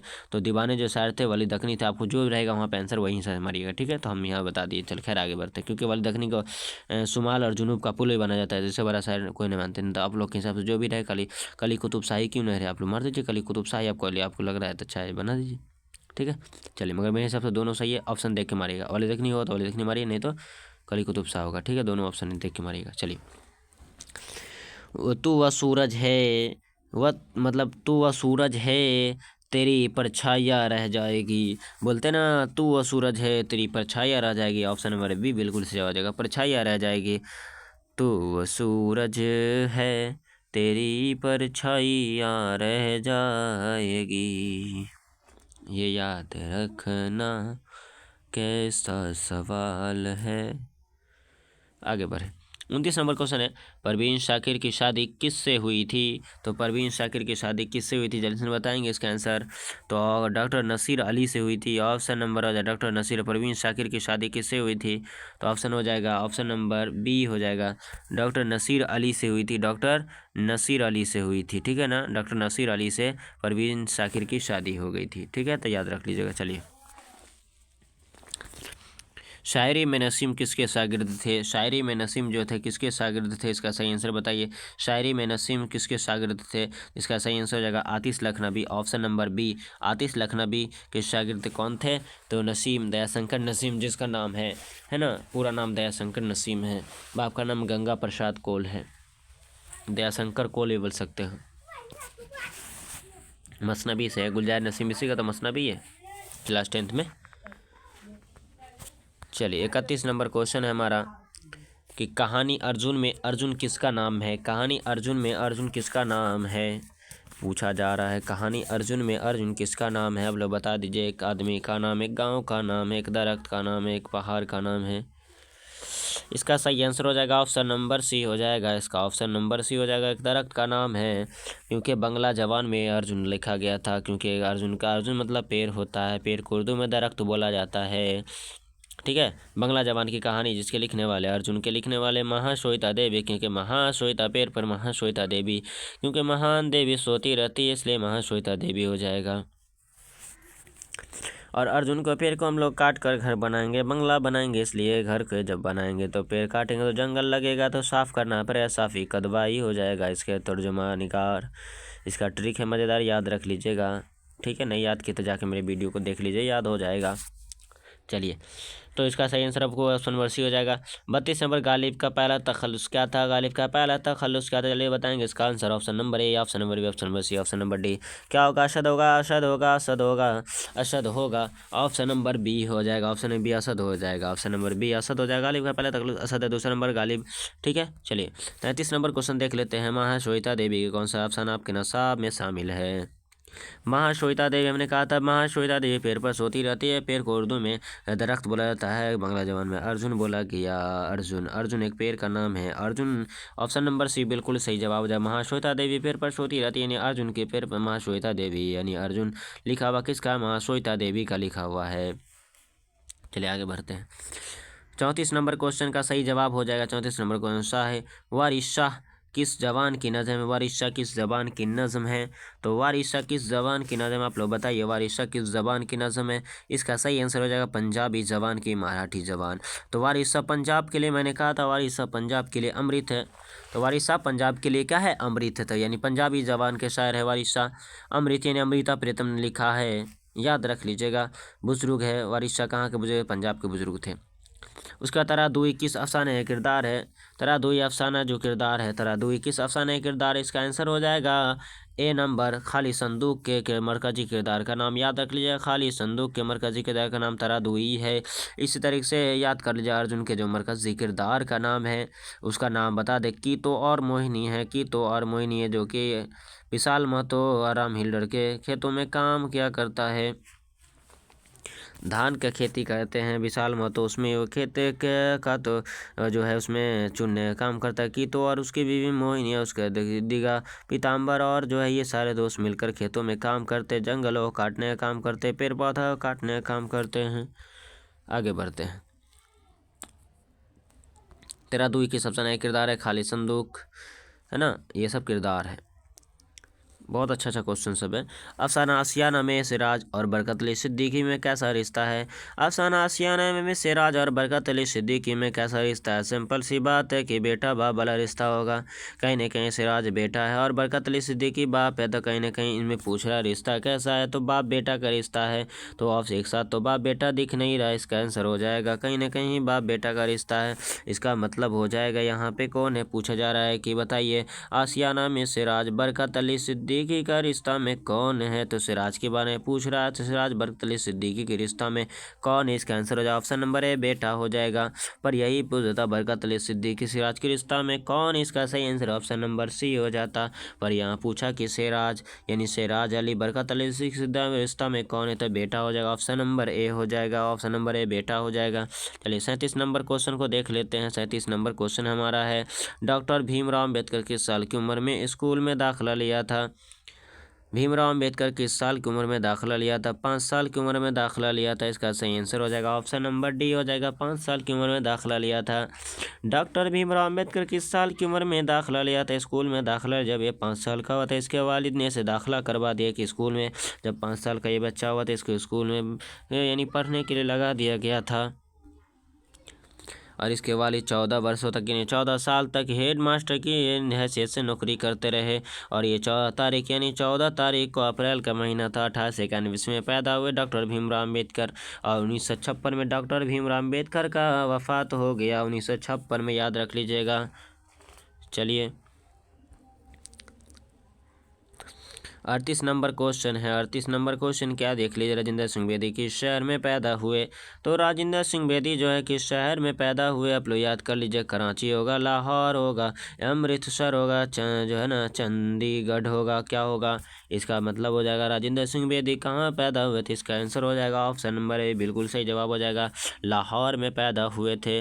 राजेंद्र सिंह बेदी किस शहर में पैदा? 1915 में, याद रखेंगे 1915 में लाहौर में पैदा हुए। जब ये 1915 में पैदा हुए तो उससे 4 साल पहले, आप लोग याद कर लीजिएगा, क्लास 10th वालों के लिए बहुत ही इंपॉर्टेंट क्वेश्चन है, याद रखिएगा। 1915 में राजेंद्र सिंह बेदी पैदा हुए। पर 1900 बात करें, 1914 नहीं बल्कि 1911 की बात करें, 1911 में आप देखेंगे तो सुहेल अजीमवादी पैदा हुए पटना में। जब ये 4 साल बाद यानी 4 साल पहले ये पैदा 1911 में पैदा हुए, तो इसकी मौत 1980 में हुआ था। यानी सुहेल अजीमवादी की मौत 1900, याद रख लीजिए, सुहेल अजीमवादी 1911 में पैदा हुए। 1911 में सुहेल अजीमवादी पैदा हुए और 1980 में इसकी मौत हो गई, 1980 में इंतकाल कर गए सुहेल अजीमवादी। इसी तरीके से राजेंद्र सिंह बेदी 1915 में, 4 साल बाद, सुहेल से 4 साल बाद, आप सब में 4 साल जोड़ दीजिए, इसका आंसर निकल जाएगा। 4 साल 1911 में 4 दो 1915 हो जाएगा। 1915 में राजेंद्र सिंह बेदी पैदा हुए। और मौत की बात करें 1980 में जब पैदा हुए, 1980 में इंतकाल कर गए, तो 1980 में 4 दो 1984 हो जाएगा। 1984 में राजेंद्र सिंह बेदी की मौत हो गई, इसका सही आंसर हो जाएगा, ऑप्शन नंबर देख के मार दीजिएगा। चलिए आगे बात कर लेते हैं। यहाँ क्वेश्चन पूछा राजेंद्र सिंह बेदी की पैदाइश कहाँ हुई, तो ऑप्शन नंबर हो जाएगा, ऑप्शन नंबर बी हो जाएगा, लाहौर में हुई थी। चलिए 39 नंबर क्वेश्चन है, मुबारक आज़ादी की पैदाइश कब हुई थी? याद रखेंगे जब महात्मा गांधी जब पैदा हुए तो मुबारक आज़ादी की पैदाइश हुई थी, यानी कि इंतकाल हो गया था। कहीं ना कहीं आप लोग पढ़े होंगे क्या, तो बताइए महात्मा गांधी की जब पैदाइश हुई है ना, तो नहीं याद रहे तो कोई दिक्कत नहीं है। 1869 ईस्वी में, नहीं याद है तो कोई दिक्कत नहीं। डॉक्टर मोहम्मद, याद रख लीजिएगा, महात्मा गांधी 1869 ईस्वी में पैदा हुए। 2 अक्टूबर 1869 ईस्वी में महात्मा गांधी जी पैदा हुए। उसी वक्त हमारे मुबारक आज़ादी भी पैदा हुए थे, नहीं याद है कोई बात नहीं। गालिब की जब वफ़ात हुई, गालिब की मौत हो गई थी, यानी गालिब की मौत याद रख लीजिए 1869 में। 1869 में गालिब की जब मौत हुई तो उसका एक दादा पैदा हो गया जिसका नाम मुबारक आज़ादी रखाया गया। यानी कहीं ना कहीं एक मरता तो एक जिंदा हो जाता है। तो जब डॉक्टर अब्दुल मुगनी जब पैदा हुए, कब डॉक्टर अब्दुल मुगनी कब पैदा हुआ, याद रख लीजिएगा 2006 में, तो मर गए थे 1934 में। ठीक है, तो मुबारक आज़ादी की पैदाइश 1869, ऑप्शन नंबर बी बिल्कुल से जवाब हो जाएगा। 1869 में मुबारक आज़ादी पैदा हुए थे। ठीक है ना, याद रख लीजिएगा। चलिए 40 नंबर क्वेश्चन को देख लीजिए। लिखा गया। सलाम मछली शहरी का असल नाम क्या था? सलाम मछली शहरी का जो असल नाम है आप लोग याद कर लीजिए। सलाम मछली का असल नाम जो है अब्दुस्सलाम है। ऑप्शन नंबर ए बिल्कुल सही जवाब हो जाएगा, अब्दुस्सलाम। अब्दुस्सलाम सलाम मछली शहरी का असल नाम है, याद रख लीजिए। सलाम मछली शहरी का असल नाम अब्दुस्सलाम है। ठीक है। अगर बात करें कि अब्दुस्सलाम कब पैदा हुए, अगर पूछ दिया जाए कि बताइए सलाम मछली शहरी यानी अब्दुस्सलाम जो है कब पैदा हुए, तो आप लोग याद कर लीजिएगा अब्दुस्सलाम इसका नाम तो असल नाम है। और ये यूपी यानी कि शहर जौनपुर यानी यूपी में पैदा हुए थे। और ये 1921 में पैदा हुए थे, यानी 1921 में कौन पैदा? सलाम मछली शहरी पैदा हुए थे। चलिए इसका याद रख लीजिएगा आप लोग, जौनपुर यानी यूपी में पैदा हुए थे। और सलाम मछली शहरी का इंतकाल याद रख लीजिएगा। सलाम मछली शहरी का इंतकाल कब हुआ था? आपसे पूछ दिया जाए कि बताइए सलाम मछली शहरी का इंतकाल कब हुआ, तो आप क्या कहोगे? याद नहीं है क्या? आप लोग याद कर लीजिए। सलाम मछली शहरी का इंतकाल याद 1921 में पैदा हुए, पर 1973 में वफ़ात पा गए। 1973 में सलाम मछली शहरी दुनिया से रुखसत हो चुके थे, वो भी लाहौर में, है ना। सलाम मछली शहरी का इंतकाल हुआ था। चलिए आगे बढ़ते हैं 41 नंबर क्वेश्चन की ओर देख लीजिए। यहाँ पे 41 नंबर क्वेश्चन दे दिया गया है। 41 नंबर क्वेश्चन है वाव मारू यानी वाव मादूला। याद रखेंगे वाव मादूला, मादूला वाव मादूला जेल में से किस लफ्ज़ में है? तो वाव मादूला याद रख लीजिए। वाव मादूला यानी मद वाला बात जब भी होगा, वाव मादूला वाला जब भी बात होगा, इसका आंसर क्या होना चाहिए? तो वाव मादूला की जब भी बात करें, वाव मादूला मादूला वाला जब भी बात होगा जिसमें मद वाला बात होगा, है ना कहीं मादूला, तो वाव मादूला यानी जिसमें वाव लिखा जाए पर वाव पढ़ा नहीं जाए। इसका आंसर बता दीजिए कौन सा होगा? वाव मादूला जिसमें वाव तो लिखा जाए पर पढ़ा नहीं जाए। इसका एक आंसर ऑप्शन नंबर डी हो जाएगा, यानी जवाब, है ना। बोल लिखते जवाब लिखते पढ़ा जाता है, ख्वाब यानी कि जो है ख्वाब पढ़ते हैं, ख्वाब लिखाता है, ख्वाब पढ़ा जाता है, जवाब लिखाता है, जवाब, है ना, जवाब लिखाता है, जवाब लिखाता है, जवाब पढ़ा जाता है। इस तरह से आप देख सकते हैं, बहुत सारा एग्जाम्पल रहता है, देख लीजिएगा आप लोग। चलिए 42 नंबर क्वेश्चन है कि असदुल्ला खां गालिब में गालिब क्या है? असदुल्ला खां गालिब में गालिब क्या है? इसका सही आंसर आप लोग बता दीजिए। असदुल्ला खां गालिब में गालिब क्या है? इसका आंसर हो जाएगा ऑप्शन नंबर बी, बिल्कुल जवाब सही हो जाएगा। तखल्लुस इस्तेमाल करते हैं। असदुल्ला खां गालिब में गालिब क्या है? छोटा सा नाम है। ये शायर हमेशा हर शायर का कहना ही है कि हम छोटा सा नाम इस्तेमाल करते हैं, उसको हम तखल्लुस कहते हैं।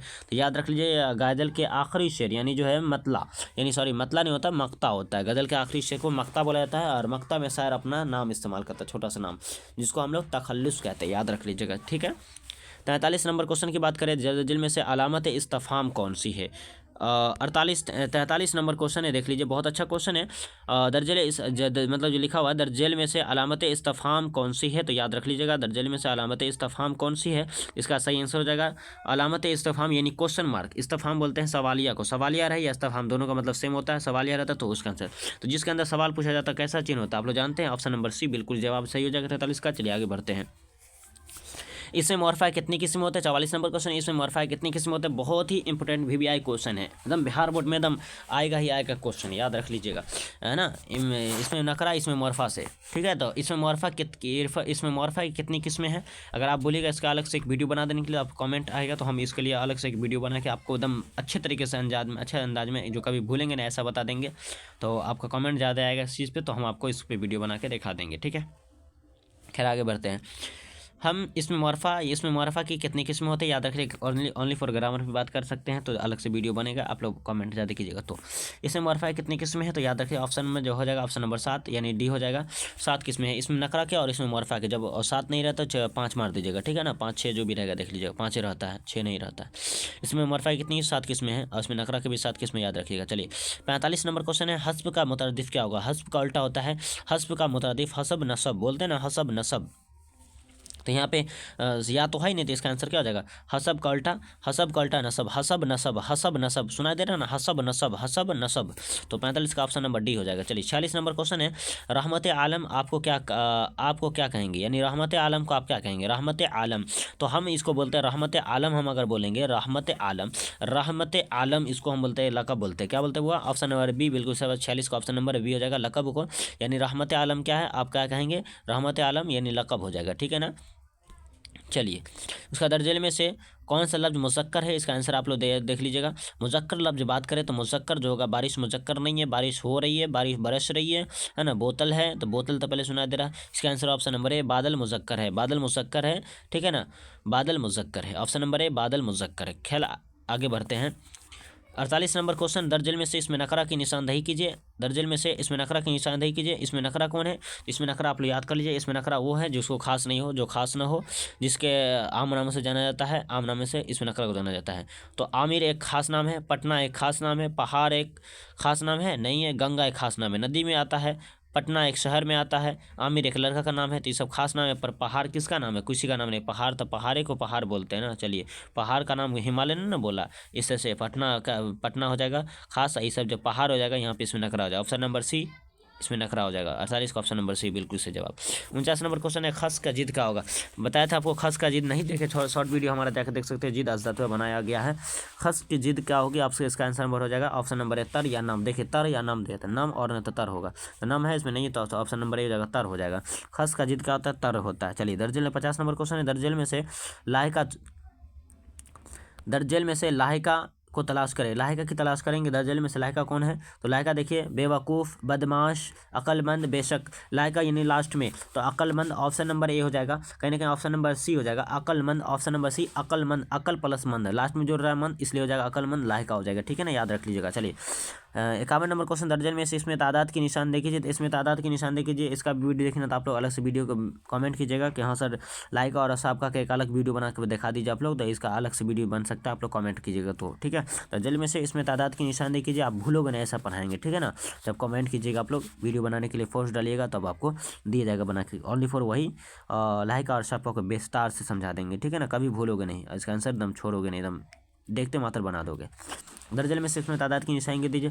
तो तादाद मतलब देखिए, बाग, फल, 40, नेक, इसका आंसर ऑप्शन नंबर सी। तादाद कौन? तादाद मतलब गिनती, 40 क्या है? गिनती होगा, फल गिनती है, नेक गिनती है, बाग गिनती है, नहीं है ना, इसका आंसर हो जाएगा 40, option number C. 51 number question का ऑप्शन नंबर सी 40 हो जाएगा, ठीक है ना, याद रखिए। 40 एक गिनती में आता है, 1 2 3 4, 40 50 100 200 51 52, ठीक है, ये सब इतना बोल सकते, 40 गिनती में आता है, ठीक है ना, 40 ऑप्शन नंबर सी। 52 का है, बातिन का जिद क्या होता है? देखिए, बातिन का जिद क्या होता है? तो बातिन का जिद जो होता है, बातिन है ना, हक का उल्टा बोलता तो बातिल होता, पर यहाँ पूछा है कि बातिन का जिद क्या होता है? जाहिर होता है, जाहिर का उल्टा बातिन, option number C, option number B हो जाएगा ना। बातिन का जिद क्या होगा? ऑप्शन नंबर बी होगा। बातिन, बातिन का जो जिद होता है जाहिर होता है, जाहिर का उल्टा बातिन होता है, ठीक है। जिद मतलब उल्टा शब्द, विलोम शब्द, ठीक है। चलिए, 53 नंबर क्वेश्चन है। 53 नंबर दर्जन में से कौन सा लफ्ज मुज़क्कर है, यानी कौन सा लफ्ज मुअन्नस है? याद रख लीजिएगा, दर्जन में से कौन सा लफ्ज मुअन्नस है, याद रखिए, मुअन्नस। तो चमन मुज़क्कर है, चांद तो मुज़क्कर है, चादर, हाँ चादर मुज़क्कर नहीं होगा, चादर बिछाई जाती है, ऑप्शन नंबर बी हो जाएगा, चादर मुज़क्कर नहीं है, मुअन्नस है, ठीक है। जिस्म, तो जिस्म, चादर तो बिछाई जाती है, तो चादर हो जाएगा मुअन्नस, जिस्म तो मुज़क्कर है ना, ये हमारा जिस्म है, तो कहने का ऑप्शन नंबर बी होना चाहिए, है ना। दर्जन में से इस मुअन्नस, चादर मुअन्नस होगा। चलिए आगे बढ़ते, 14 नंबर क्वेश्चन है, तुम पढ़ते हो, इस जुमला में तुम सब कौन सा सेगा है? तो कहने का तुम पढ़ते हो, तुम तो कौन हो जाएगा? हाजिर होगा, तुम हाजिर होगा, और यहाँ पे तुम सब, कहीं ना कहीं तुम सब है ना, तो अच्छा तुम सब, यानी तुम पढ़ते हो, इस जुमला में तुम सब कौन सा सेगा है? तो कहने का जमा, जमा, जमा, ऑप्शन नंबर हो जाएगा बी, है ना, जमा हाजिर, जमा हाजिर, है ना। जब भी तुम सब की बात होगा, इसका अलग एक वीडियो बना देंगे, आप लोग कमेंट पे आएगा तो ठीक है ना, देख लीजिएगा आप लोग। चलिए, तो याद रखना पड़ेगा आपको, तुम सब यानी कौन सा जगह हो जाएगा? ऑप्शन नंबर बी, है ना, जमा हाजिर हो जाएगा। चलिए, 55 नंबर क्वेश्चन है, जुल्म की, है ना, जुल्म की जिद क्या होगी? तो जुल्म का जो जिद होता है बुआ, जुल्म का जिद होता है आदिल, है ना, जुल्म का जिद क्या होता है? आदिल होता है, जुल्म का जिद अदिल, अदिल तो बोलेंगे नहीं, जुल्म का जिद आदिल, आदिल का जिद जो होगा ना, अदल का मतलब, ये अदल बोलते हैं, अदल का मतलब जो होता है, जैसे कि अलग अलग देखिए, इंसाफ होता है, तो जुल्म करना उसका मतलब होता है आदिल, ठीक है ना। तो अदल होगा, जुल्म का जिद क्या होगा? आदिल, अदल क्या होना चाहिए? सही है जवाब बताइए आप लोग। तो कहीं कहीं जुल्म का जिद होगा, आप लोग देख सकते हैं, आदिल भी सही है पर अदल भी सही है। तो जुल्म पूछा है ना, जालिम तो नहीं पूछा, जालिम बोलता तो यहाँ पे आदिल हो जाता, पर यहाँ पूछ रहा है जुल्म, तो जुल्म का आदिल होगा, ऑप्शन नंबर सी होना चाहिए। जब ऑप्शन नंबर सी नहीं रहेगा तो ऑप्शन नंबर ए मार दीजिएगा, ठीक है। तो यहाँ पर देख लीजिए, दोनों ऑप्शन सही होना चाहिए, आप लोग देख के मारिए, जैसा ऑप्शन पूछेगा वैसा ही सही मारिएगा, ठीक है ना, ऑप्शन देख के। तो जुल्म पूछे, जुल्म का आदिल, आदिल का मतलब इंसाफ, है ना, आदिल का मतलब इंसाफ निगार, है ना, इंसाफ करने वाला, आदिल, अदिल। ठीक है ना, अदिल। तो आयन से भी अदिल होता है, या तो जुर्म का होता अदिल होगा। देख लेना आप लोग, दोनों आंसर सही होना चाहिए, ऑप्शन नंबर ए और ऑप्शन नंबर सी होना चाहिए। तो यहाँ पे जैसा पूछेगा ऑप्शन वैसा है, मेरे हिसाब से ऑप्शन नंबर सी बिल्कुल सही है। चलिए आगे बढ़ते हैं। 56 नंबर क्वेश्चन है, दर्जन में से साबका की निशानदेही कीजिए। साबका 56 नंबर, साबका की निशानदेही कीजिए। साबका सबसे पहले याद रखना है, साबका पनघट, अतरदान, दर्दनाक, अक्लमंद। तो ये देखिए अतरदान, दान, दर्दनाक है ना, दर्द प्लस नाक, दर्द होगा तो ना नाक, दर्दनाक, और उससे अकल आएगा तो ना फिर मंद, तो अकलमंद। इन तीनों तो लाहिका नहीं है, ये तो तीनों लाहिका है। पर देखिए घट से पहले आएगा पन, तो पन प्लस घट, तो पन प्लस घट बोलते हैं ना, घट जा यानी घटा, तो पहले घट शब्द बना, तो इसलिए पन शुरू में जुड़ गया, तो पन घट। ऑप्शन नंबर ए हो जाएगा कहीं ना कहीं, ऑप्शन नंबर ए 56 का ऑप्शन नंबर ए साबका हो जाएगा, ऑप्शन नंबर ए साबका। खैर चलिए आगे बढ़ते हैं।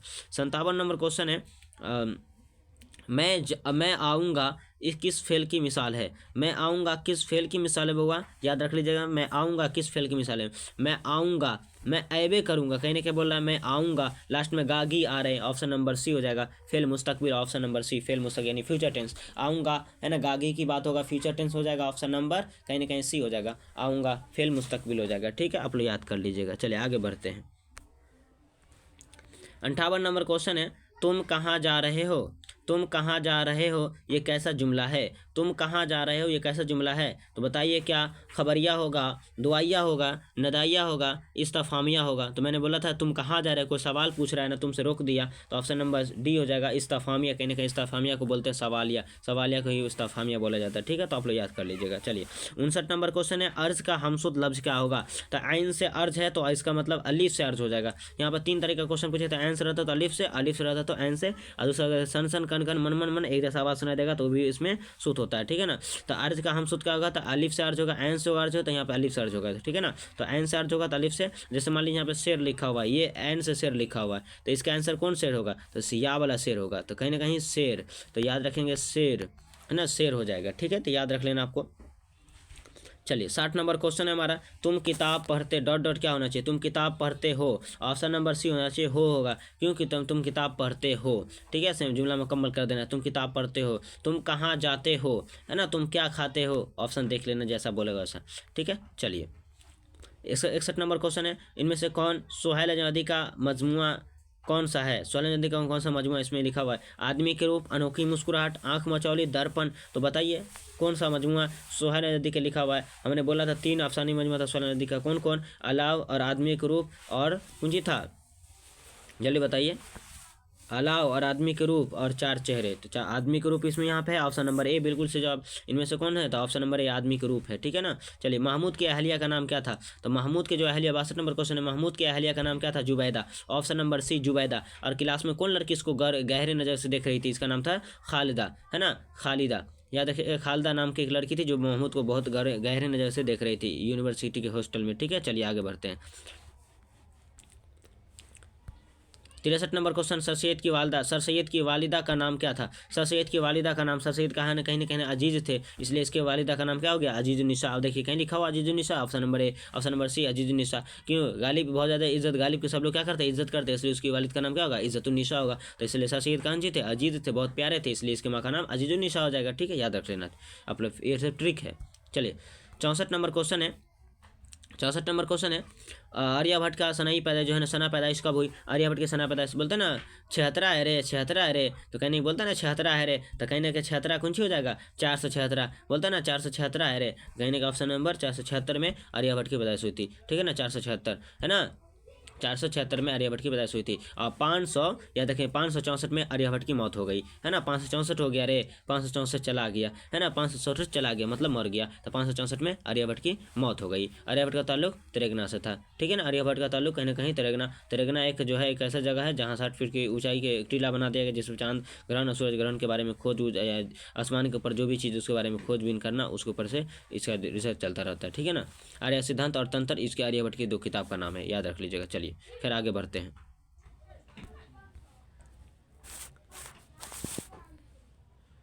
65 नंबर क्वेश्चन है, अख्तर किस लड़की से शादी करना चाहता था। इन्हें अख्तर जो है किस लड़की से शादी करना चाहता थी, शादी जो है करना चाहता था। तो अख्तर जो है किस लड़की से शादी करना चाहता है, उसका नाम है ऑप्शन नंबर ए हो जाएगा जमीला, ऑप्शन नंबर ए जमीला। जमीला नाम की लड़की से अख्तर नाम का जो लड़का था वो शादी करना, अख्तर एक शायर था जो जमीला नाम की लड़की से शादी करना चाहता था, ठीक है ना। चलिए 68 नंबर क्वेश्चन है, 66 नंबर क्वेश्चन है, तौबतुन नसू कब मंजर आम पर आया? तौबतुन नसू, तौबा कर नसू 1877 आ गया है ना, तौबा कर नसू 1877 आ गया है ना, बोलते हैं ना। इसका ट्रिक मैंने दिया था कि मिल गया उरूस 1869 हो गया, तो मिल गया उरूस 1869 हो गया, तौबा का नसू 1877 आ गया। ऑप्शन नंबर ए 1877 में हो गया। ऑप्शन नंबर ए तौबतुन नसू 1877 में है ना, तौबतुन नसू 1800, तौबा का नसू 1877 आ गया है ना। नवाब तेरा नास 1872 हो गया है ना, नवाब तेरा नास 1872 आ गया। ठीक है, तो तौबा का मिल गया रूस 1869 हो गया, और नवाब तेरा नास हो, नवाब तेरा नास हो है ना, नवाब तेरा नास 1800 कहीं ना कहीं देख लीजिएगा 72 हो गया, 77 हो गया, तो नवाब तेरा नास हो है ना, तौबतुन नसू नवाब तेरा नास 1872 हो गया, और तौबा कर नसू 1877 हो गया।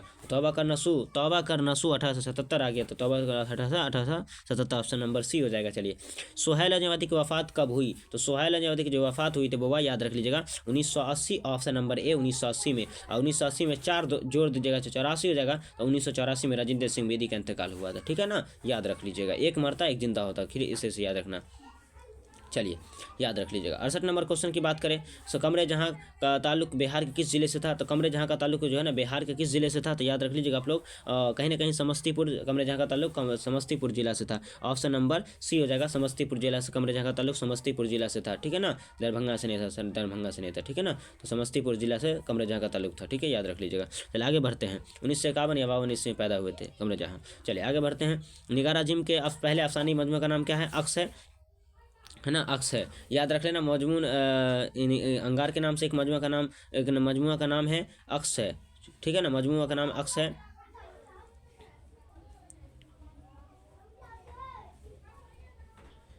आग का नंबर कौन सी है? 90 99 है। तो आग, तो देख लीजिएगा आग, मैं इसका ट्रिक दिया हूँ, मैं याद रख लेना, आग दिया हूँ। ठीक है ना, आग याद रख लीजिए, आग इसका ट्रिक है, खतरनाक ट्रिक है आग। आग का नंबर है 90 99, याद रख लीजिएगा, आग का नंबर है 90 और 99। तो आग का नंबर याद रखें 90 99। तो 90 मतलब क्या? 1990 है ना, 9 9 आ रहा था मतलब 1900, तो 1990 में कौन सी? औ से अक्स जो है 1990 में साया हुआ, तो 1990 में औ से अक्स साया हुआ, और इससे आग से यानी गहन, गौ से गहन 1999 में साया, 1999 में साया हुआ। ठीक है, इसे याद रख लेना आपको। चलिए खैर आगे बढ़ते हैं। निगारा जिम के पहले ऑप्शन में जो नाम अक्स है। ठीक है ना, चलिए 70 नंबर क्वेश्चन है, सिराज बरकत अली सिद्दीकी का रिश्ता में कौन था? तो सिराज बरकत अली सिद्दीकी के रिश्ता में कौन था? तो ऑप्शन नंबर ए हो जाएगा, बेटा है। कहीं ना कहीं देखिए, सिराज कौन था? बरकत अली सिद्दीकी बेटा था ना, तो बरकत अली सिद्दीकी सिराज कितने में? तो बाप था। मगर ऐसे ही क्वेश्चन, सिराज अली बरकत अली सिद्दीकी के रिश्ते में क्या था? बेटा है। ठीक है ना, तो सिराज बरकत अली सिद्दीकी के रिश्ता में कौन था? तो सिराज बरकत अली सिद्दीकी के रिश्ता में कौन था? तो बेटा था। ऑप्शन नंबर ए बिल्कुल सही जवाब हो जाएगा। चलिए 71 नंबर क्वेश्चन में से इन किताबों में से सर सैयद की तख्लीक कौन सी है? यानी सर सैयद कौन सा किताब लिखा है इन किताबों में से? तो असारुल सनादिद, हयात जावेद, यादगार गालिब, हयात सऊदी, या जो है ना देख लेना हयात सऊदी कौन सी होगा? तो ऑप्शन नंबर ए हो जाएगा, असारुल सनादिद और असबाब बगावत हिंद सर सैयद की 2 किताब का नाम है, असारुल सनादिद और असबाब बगावत हिंद। ठीक है, याद कर लीजिएगा आप लोग। 1817 ईस्वी में सर सैयद अहमद खां पैदा हुआ, 1817 ईस्वी में। चलिए 72 नंबर क्वेश्चन, डॉक्टर अब्दुल मुगनी की पैदाइश, डॉक्टर अब्दुल मुगनी की इब्तदाई तालीम कहाँ हुई? तो डॉक्टर अब्दुल मुगनी की इब्तदाई तालीम जो है ना घर पर हुई थी। ठीक है ना, ऑप्शन नंबर ए हो जाएगा। ऑप्शन नंबर बी, घर पर ही। सबकी पहली पैदाइश जो है ना, तो जितना भी पढ़ाई लिखा होता है सबका पहले घर पर। ऑप्शन नंबर बी हो जाएगा, बिल्कुल सही जवाब लगाया हुआ, कोई लगा दिया यहाँ पे, बिल्कुल सही लगाया हुआ है। डॉक्टर अब्दुल मुगनी की इब्तदाई तालीम जो है ना घर पर हुई थी। ठीक है ना, चलिए उसके बाद जो है 73 नंबर क्वेश्चन है, बौद्ध मजहब में इरफान का क्या तस्वर है? तो खुदा का इरफान हासिल करना, मैंने बताया था, खुदा का इरफान हासिल करना। ऑप्शन नंबर सी, बिल्कुल खुदा का इरफान हासिल करना। और क्या बोलते हैं, डॉक्टर भीमराव अम्बेडकर छुआछूत से परेशान होकर बौद्ध धर्म को अपना लिए थे, बौद्ध धर्म के बौद्धिस्ट कहलाने लगे थे। और बौद्ध धर्म को मानने वाले को क्या कहते हैं? बौद्धिस्ट कहलाते हैं। ठीक है ना, बौद्धिस्ट कहते हैं, बौद्ध धर्म को मानने वाले को बौद्धिस्ट कहते हैं। ठीक है ना, तो याद रख लीजिएगा। अब बौद्ध धर्म में इरफान का क्या तस्वर है? तो खुदा का इरफान हासिल करना। ठीक है ना, 74 नंबर क्वेश्चन, दर्जे में से लुत्फुर रहमान की किताब कौन सी है?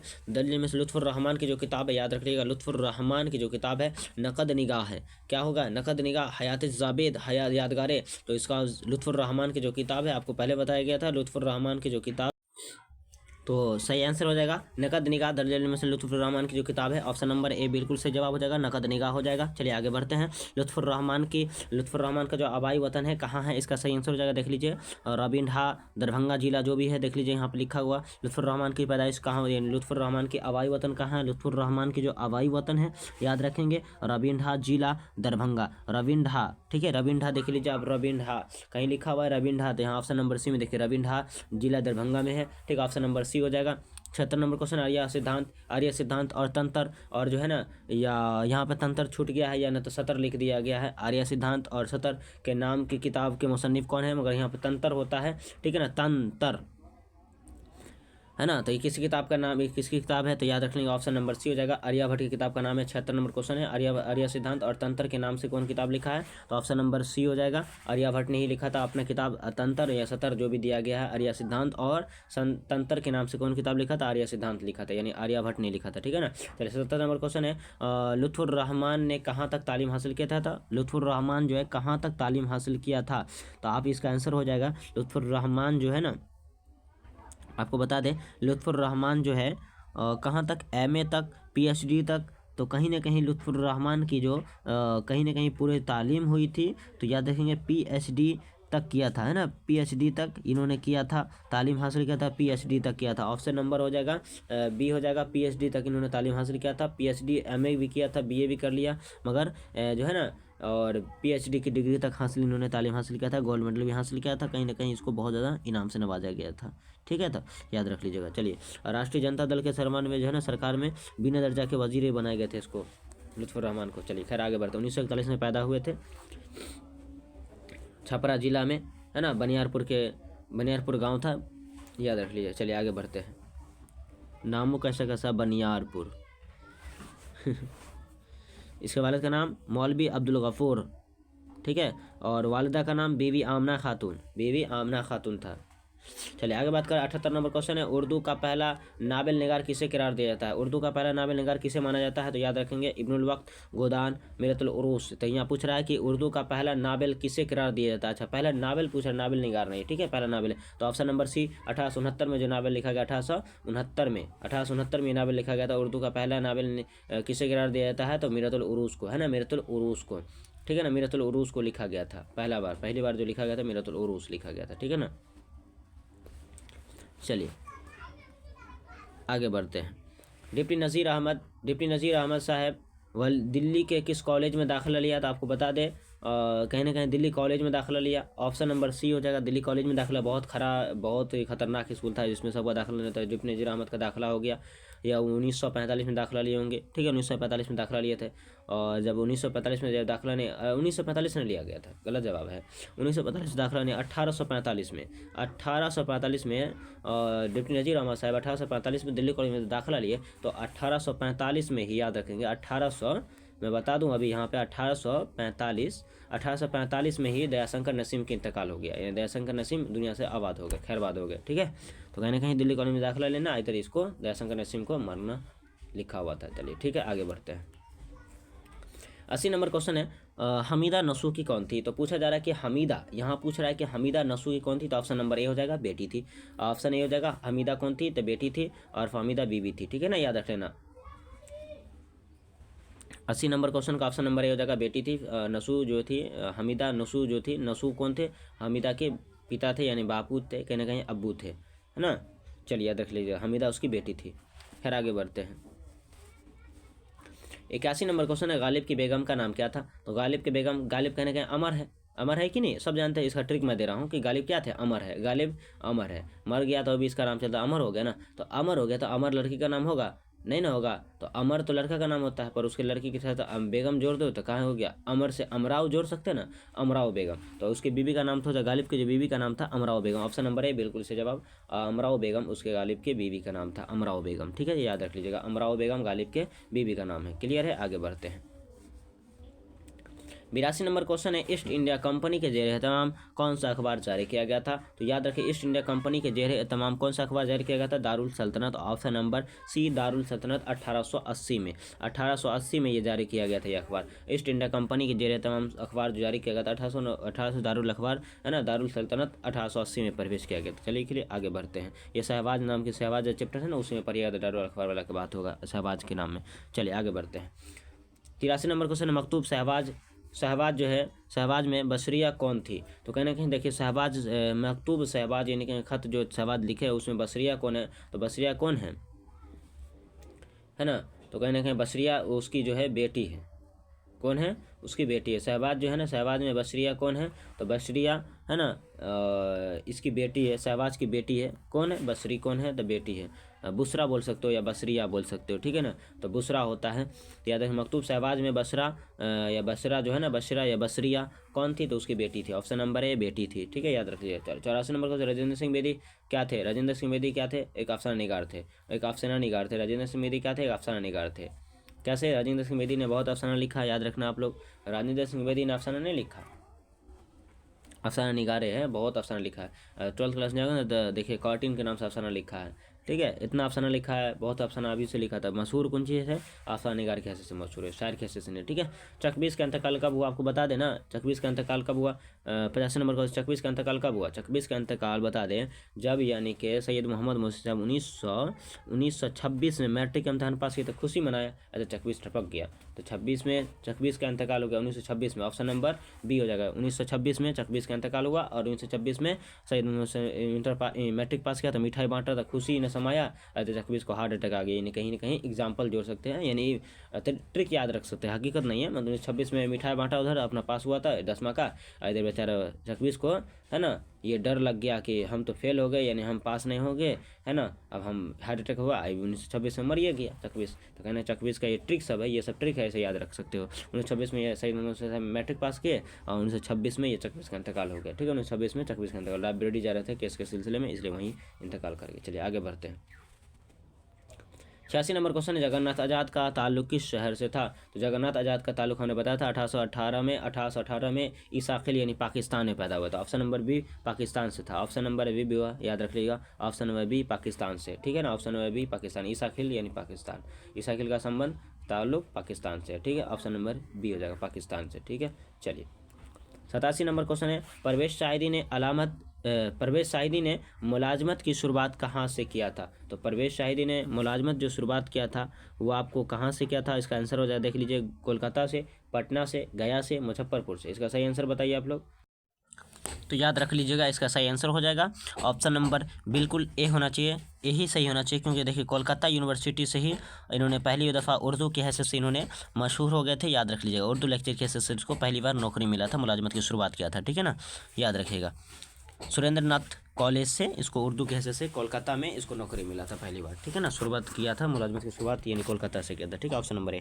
चलिए अगला नंबर क्वेश्चन 88 नंबर क्वेश्चन क्या है? ज़रूरत की जमा क्या होगी? अब देखिए ज़रूरत का जमा क्या होता है? ज़रूरत का जमा आप लोग बताइए, ज़रूरत का जमा क्या होता है? ज़रूरतों, ज़रूरियात है ना, ज़रूरतें।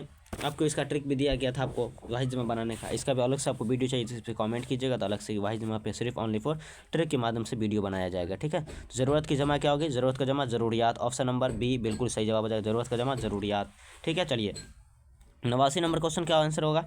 अकवाल की वाहिद क्या होगा?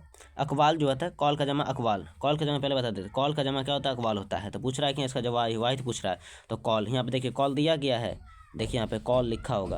89 नंबर क्वेश्चन है, देखिए अकवाल किसका जमा है? ऑप्शन नंबर ए कॉल का जमा अकवाल होगा। कॉल का जमा यानी कॉल बोलते हैं ना, कॉल, कल नहीं, कॉल बोलने वाला कल है ना, कॉल, कॉल का जमा क्या होता है? अकवाल होता है, ठीक है। ऑप्शन नंबर ए हो जाएगा सही। 90 नंबर क्वेश्चन है, वह क्या, वह वह वह वह गया होगा, ठीक है ना। वह गया कौन सा फेल है? मैंने बताया था वह जो है जिसके लास्ट में हा या कुछ भी ऐसा वर्ड नहीं आया जिसके लास्ट में हा या था नहीं आएगा, यानी है नहीं होगा, इसके लास्ट में है, वह गया सीधे लिखा है, वह खाया लिखा है, वह देखा, वह पिया, ऐसा कुछ आ जाएगा। तो इसका सही आंसर क्या हो जाएगा? इसका सही आंसर माजी मुतलक हो जाएगा। ऑप्शन नंबर बी हो जाएगा, माजी मुतलक हो जाएगा, ठीक है। तो माजी मुतलक हो जाएगा, ऑप्शन नंबर बी, वह गया माजी मुतलक हो जाएगा, ठीक है। चलिए 91 नंबर क्वेश्चन देखिए, 91 नंबर क्वेश्चन है कि अलम की जमा क्या होगा? अलम, अलम का जमा क्या होता है? ऑप्शन नंबर ए हो जाएगा, अलम का जमा अलाम होता है। क्यों? क्योंकि देखिएगा 3 अक्षर वाला शब्द है, इसको अलम है तो इसलिए क्या करते हैं, पहले अक्षर शुरू में अलिफ जोड़े तो अलिफ में जबर आ होगा, अलिफ में अलिफ जोड़े अलिफ में जबर आ हो जाएगा। और दूसरा अक्षर लाम है, लाम में अलिफ जोड़े लाम अलिफ जबर ला, लाम यानी दूसरा अक्षर के लास्ट में तो लाम में अलिफ जोड़ेंगे तो लाम अलिफ जबर ला होगा। और मीम लास्ट में कुछ चीज मीम, तो मीम लिख देते, अलम का जमा देखिए अलाम बन गया, तो इसका आंसर हो जाएगा अलाम। ठीक है, चलिए ऑप्शन नंबर ए हो जाएगा। 92 नंबर क्वेश्चन, दर्जन में से माजी शक्या की मिसाल कौन है? माजी शक्या, जिसमें देखिए माजी शक्या ज़्यादातर हम बता दें इसके लास्ट में फ्यूचर की बात की जाएगी, है ना। और यह माजी शक्या जिसमें ज़्यादा शक पाया जाएगा। तो देखिए मैं खाता हूँ, तो इसमें तो ये होगा नहीं, मैं खाता हूँ ये नहीं होगा। अब वह जाएगा है ना, वह जाएगा ये भी नहीं होगा। वह लोग पढ़ते होंगे, इसमें हल्का रतीबर यानी बोल सकते हैं हल्का, वह जाएगा यानी हल्का शक हुआ कि वह जाएगा कि नहीं जाएगा पता नहीं, मगर इसमें हल्का शक। मगर वह लोग पढ़ते होंगे, ये फ्यूचर वाली बात हो रही है, वह लोग पढ़ते होंगे सोचे हैं, अब पता नहीं पढ़ते होंगे कि सोए होंगे कोई। ठीक है, तो ऑप्शन नंबर सी बिल्कुल सही हो जाएगा, है ना। तुम खा चुके हो, तो इससे तो बातें खत्म हो गया, तो ये भी नहीं होगा, ऑप्शन नंबर सी हो जाएगा, वह लोग पढ़ते होंगे। ठीक है, तो किन चीज़ की मिसाल हो जाएगा, इसका सही आंसर हो जाएगा। तो 92 नंबर क्वेश्चन का ऑप्शन नंबर सी हो जाएगा। ठीक है ना, ऑप्शन नंबर सी, वह लोग पढ़ते होंगे। ठीक है, चलिए आगे बढ़ते हैं। 93 नंबर क्वेश्चन क्या है? वकील। 93 नंबर क्वेश्चन है वकील की जमा क्या होगा? तो वकील की जमा क्या होगा? तो वकील का जमा क्या होता है? वकील का जमा वकला। ठीक है ना, वकला। क्यों? देखिए या को हटा दीजिए, लाम अलिफ लास्ट में जिस भी शब्द के देखिए जिस भी शब्द में या लगा रहे हैं उस या को हटाकर लास्ट में अलिफ और हमजा का प्रयोग करते हैं। तो या हटा दीजिए तो वह काफ लाम जबर कल, है ना, काफ लाम जबर कल, लाम अलिफ देखिए वकला, देखिए वकला हो गया। तो कहीं ना कहीं वकला हो गया, तो इसको हम सजा के लिख सकते हैं, तो ऐसे लिखते आपको दिखाने के लिए लिखे थे, तो वक अलाम अल्लाह हमजा, तो वकला ऑप्शन नंबर ए बिल्कुल सही हो जाएगा। ठीक है, तो वकील का जमा वकला। ये सब ट्रिक है, आपको वाही जमा बनाने का कोई ट्रिक नहीं दे सकता है, सिर्फ इसी चैनल पे यूट्यूब पे, है ना। वाही जमा बनाने का ट्रिक होना तो उसे याद कीजिए आप भी। ठीक है, तो वकील का अगर आप और अच्छे वाही जमा बनाने का ट्रिक देखना चाहते हैं तो हमारे यूट्यूब चैनल को सपोर्ट करें, है ना, और हमारे यूट्यूब चैनल को सब्सक्राइब कर ले, बेल आइकन दबा ले, और इस पर आप कमेंट कीजिएगा सिर्फ ग्रामर का वीडियो बनाने के लिए। आपको उसको अलग से वीडियो वाही जमा का हर टॉपिक बाय टॉपिक वीडियो बना सकते हैं, मगर आपका कमेंट ज़्यादा आएगा तब बनेगा। ठीक है, चलिए आगे बढ़ते हैं। 94 नंबर क्वेश्चन, निम्न से मुअन्नस की निशान देखिए, जो मुअन्नस लफ्ज़ इसमें कौन है? मुअन्नस लफ्ज़ पूछ रहा है, मुअन्नस कौन है? देखिए मुअन्नस यहाँ पे हो जाएगा रूह क्या है? मुअन्नस, ऑप्शन नंबर ए मुअन्नस हो गया। ठीक है ना, इसका खतरनाक शब्द है मुअन्नस मुज़क्कर। चलिए 95 नंबर क्वेश्चन है कि बा मानी लफ्ज़ को क्या कहते हैं? तो बा मानी लफ्ज़ को क्या कहते हैं बुआ? बा मानी लफ्ज़ को हम लोग कहते हैं कलमा। तो बा मानी लफ्ज़ को हालांकि होता है मुहम्मल कहते हैं, बा मानी लफ्ज़ को हम लोग मुहम्मल कहते हैं, पर यहाँ पे मुहम्मल तो ऑप्शन नहीं है, इसलिए इसका ऑप्शन हो जाएगा कलमा। कलमा भी उसी में आता है, तो बा मानी लफ्ज़ को हम लोग कहते हैं कलमा, कलमा किसको कहते हैं? बा मानी लफ्ज़ को कहते हैं। ठीक है, चलिए 96 नंबर क्वेश्चन है कि वह नाम जो रिश्ता की बिना पर उसे क्या कहते हैं बुआ? उसे हम कुन्नियत कहते हैं। वह नाम जो रिश्ता की बिना पर उसे हम लोग क्या कहते हैं? कुन्नियत कहते हैं। कुन्नियत की मिसाल अबू भी होगा, है ना, अबू भी हो सकता है, इब्न हो सकता है, ठीक है ना, इब्न हो सकता है, हो सकता है, और जो है बिन्त हो सकता है। तो ये सारे चीज़ नाम क्या हो जाएगा? कहीं ना कहीं अबुल, है ना, अबू और इब्न, है ना, या अंत, जो भी शुरू नाम जिस नाम के शुरू में लगा उसका किसका मिसाल है? कुन्नियत की मिसाल हो। जैसे मान लो अबू, है ना, अबुल हसन, तो अबुल हसन यहाँ पे देख रहे हैं, तो किसका कहाँ से आया? तो अबुल हसन ये कौन सी होगा? कुन्नियत की मिसाल होगा। ठीक है, इस तरह से आपको याद कर लेना चाहिए। चलिए, तो यहाँ पे वह नाम जो रिश्ता के बिना पर उससे क्या कहते हैं? तो उसे हम ऑप्शन नंबर बी होता है कुन्नियत कहते हैं। ठीक है, चलिए 97 नंबर क्वेश्चन देखिए, रवाई, है ना, रवाई की जमा क्या होगा? इसका सही आंसर बताइए, रवाई की जमा क्या होगा? ऑप्शन नंबर बी, रवाई का जमा रवाइयात, रवाई की जमा रवाइयात, याद रख लीजिए, रवा की मतलब जो है ना, रवाई का जमा रवाइयात, याद रखना है। ठीक है, कुछ किए यहाँ पे लास्ट में अलिफ और अलिफ्ता का प्रयोग कर देना, रवाइयात। ठीक है, या में अलिफ जोड़ दीजिए, तो रवाई, या आ रहा है लास्ट में अलिफ और हमजा ता का, अलिफ ता का छोड़ दीजिए, रवाई का जमा रवाइयात हो जाएगा। ठीक है, चलिए 98 नंबर क्वेश्चन, 97 का ऑप्शन नंबर हो जाएगा, ऑप्शन नंबर बी हो जाएगा, 97 का ऑप्शन नंबर बी हो जाएगा। चलिए 98 नंबर क्वेश्चन क्या है? जो है ना, वकूफ़ से सिफत बनाइए। तो वकूफ़ से सिफत क्या होगा? वकूफ़ से सिफत क्या बनेगा? तो देख सकते हैं, चलिए देखते हैं क्या बनता है। तो यहाँ पे थोड़ा जूम कर दिए हैं आप लोग को देखने के लिए। चलिए 98 नंबर क्वेश्चन पूछा, वकूफ़ से सिफत बनाना था। बेवकूफ़, है ना, बेवकूफ़ क्या हो सकता है? बेवकूफ़ एक सिफत नहीं होगा, बोलता है ना लड़का बेवकूफ़, इसमें सिफत क्या? बेवकूफ़ हो गया, तो वो सिफत बनाना है, वकूफ़ से सिफत बनाना था, बेवकूफ़। ऑप्शन नंबर डी बिल्कुल सही हो जाएगा, 98 का ऑप्शन नंबर डी हो जाएगा। इंसान जो कुछ बोलेगा वही सिफत होता है, यानी खूबी जो इंसान बोला, किसी का गुण बताया, बेवकूफ़ यानी वो लड़का क्या है? बेवकूफ़ है ना। चलिए 99 नंबर क्वेश्चन है ईदगाह क्या है। 99 नंबर क्वेश्चन क्या है, ईदगाह। 99 नंबर क्वेश्चन पूछा कि ईदगाह क्या है। ईदगाह क्या है, ईदगाह आप लोग याद कर लीजिए। ईदगाह जिसमें जगह की बात हो रहा है, ईदगाह क्या है, जगह है, इसमें फाइल हो जाएगा, इसमें ज़र्फ हो जाएगा, सॉरी इसमें ज़र्फ हो जाएगा।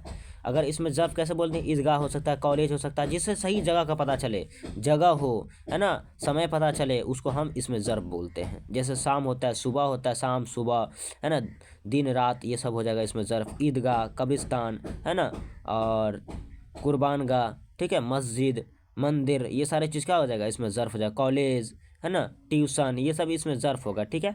किस उम्र में गालिब की शादी हुई थी, तो याद रख लीजिएगा किस उम्र में गालिब की शादी हुई थी, तो 13 वर्ष की उम्र में शादी हुई थी। और गालिब की शादी किस उम्र में हुई थी, आपको बताए होंगे, तो गालिब की शादी किस उम्र में हुई थी, तो याद रख लीजिएगा, ठीक है, कोई दिक्कत इसमें। तो 13 साल की उम्र में, जब गालिब 13 साल की उम्र था ना, तो जब गालिब का 13 साल उम्र हुआ था, 13 साल का, तो उसकी जो है ना, उसकी शादी अली बख्श खां मारूफ की बेटी, है ना, अमराव बेगम से इसकी शादी हो गई थी। 13 वर्ष की उम्र में इसकी शादी हुई थी, किससे, अमराव बेगम से हुई थी, ठीक है ना।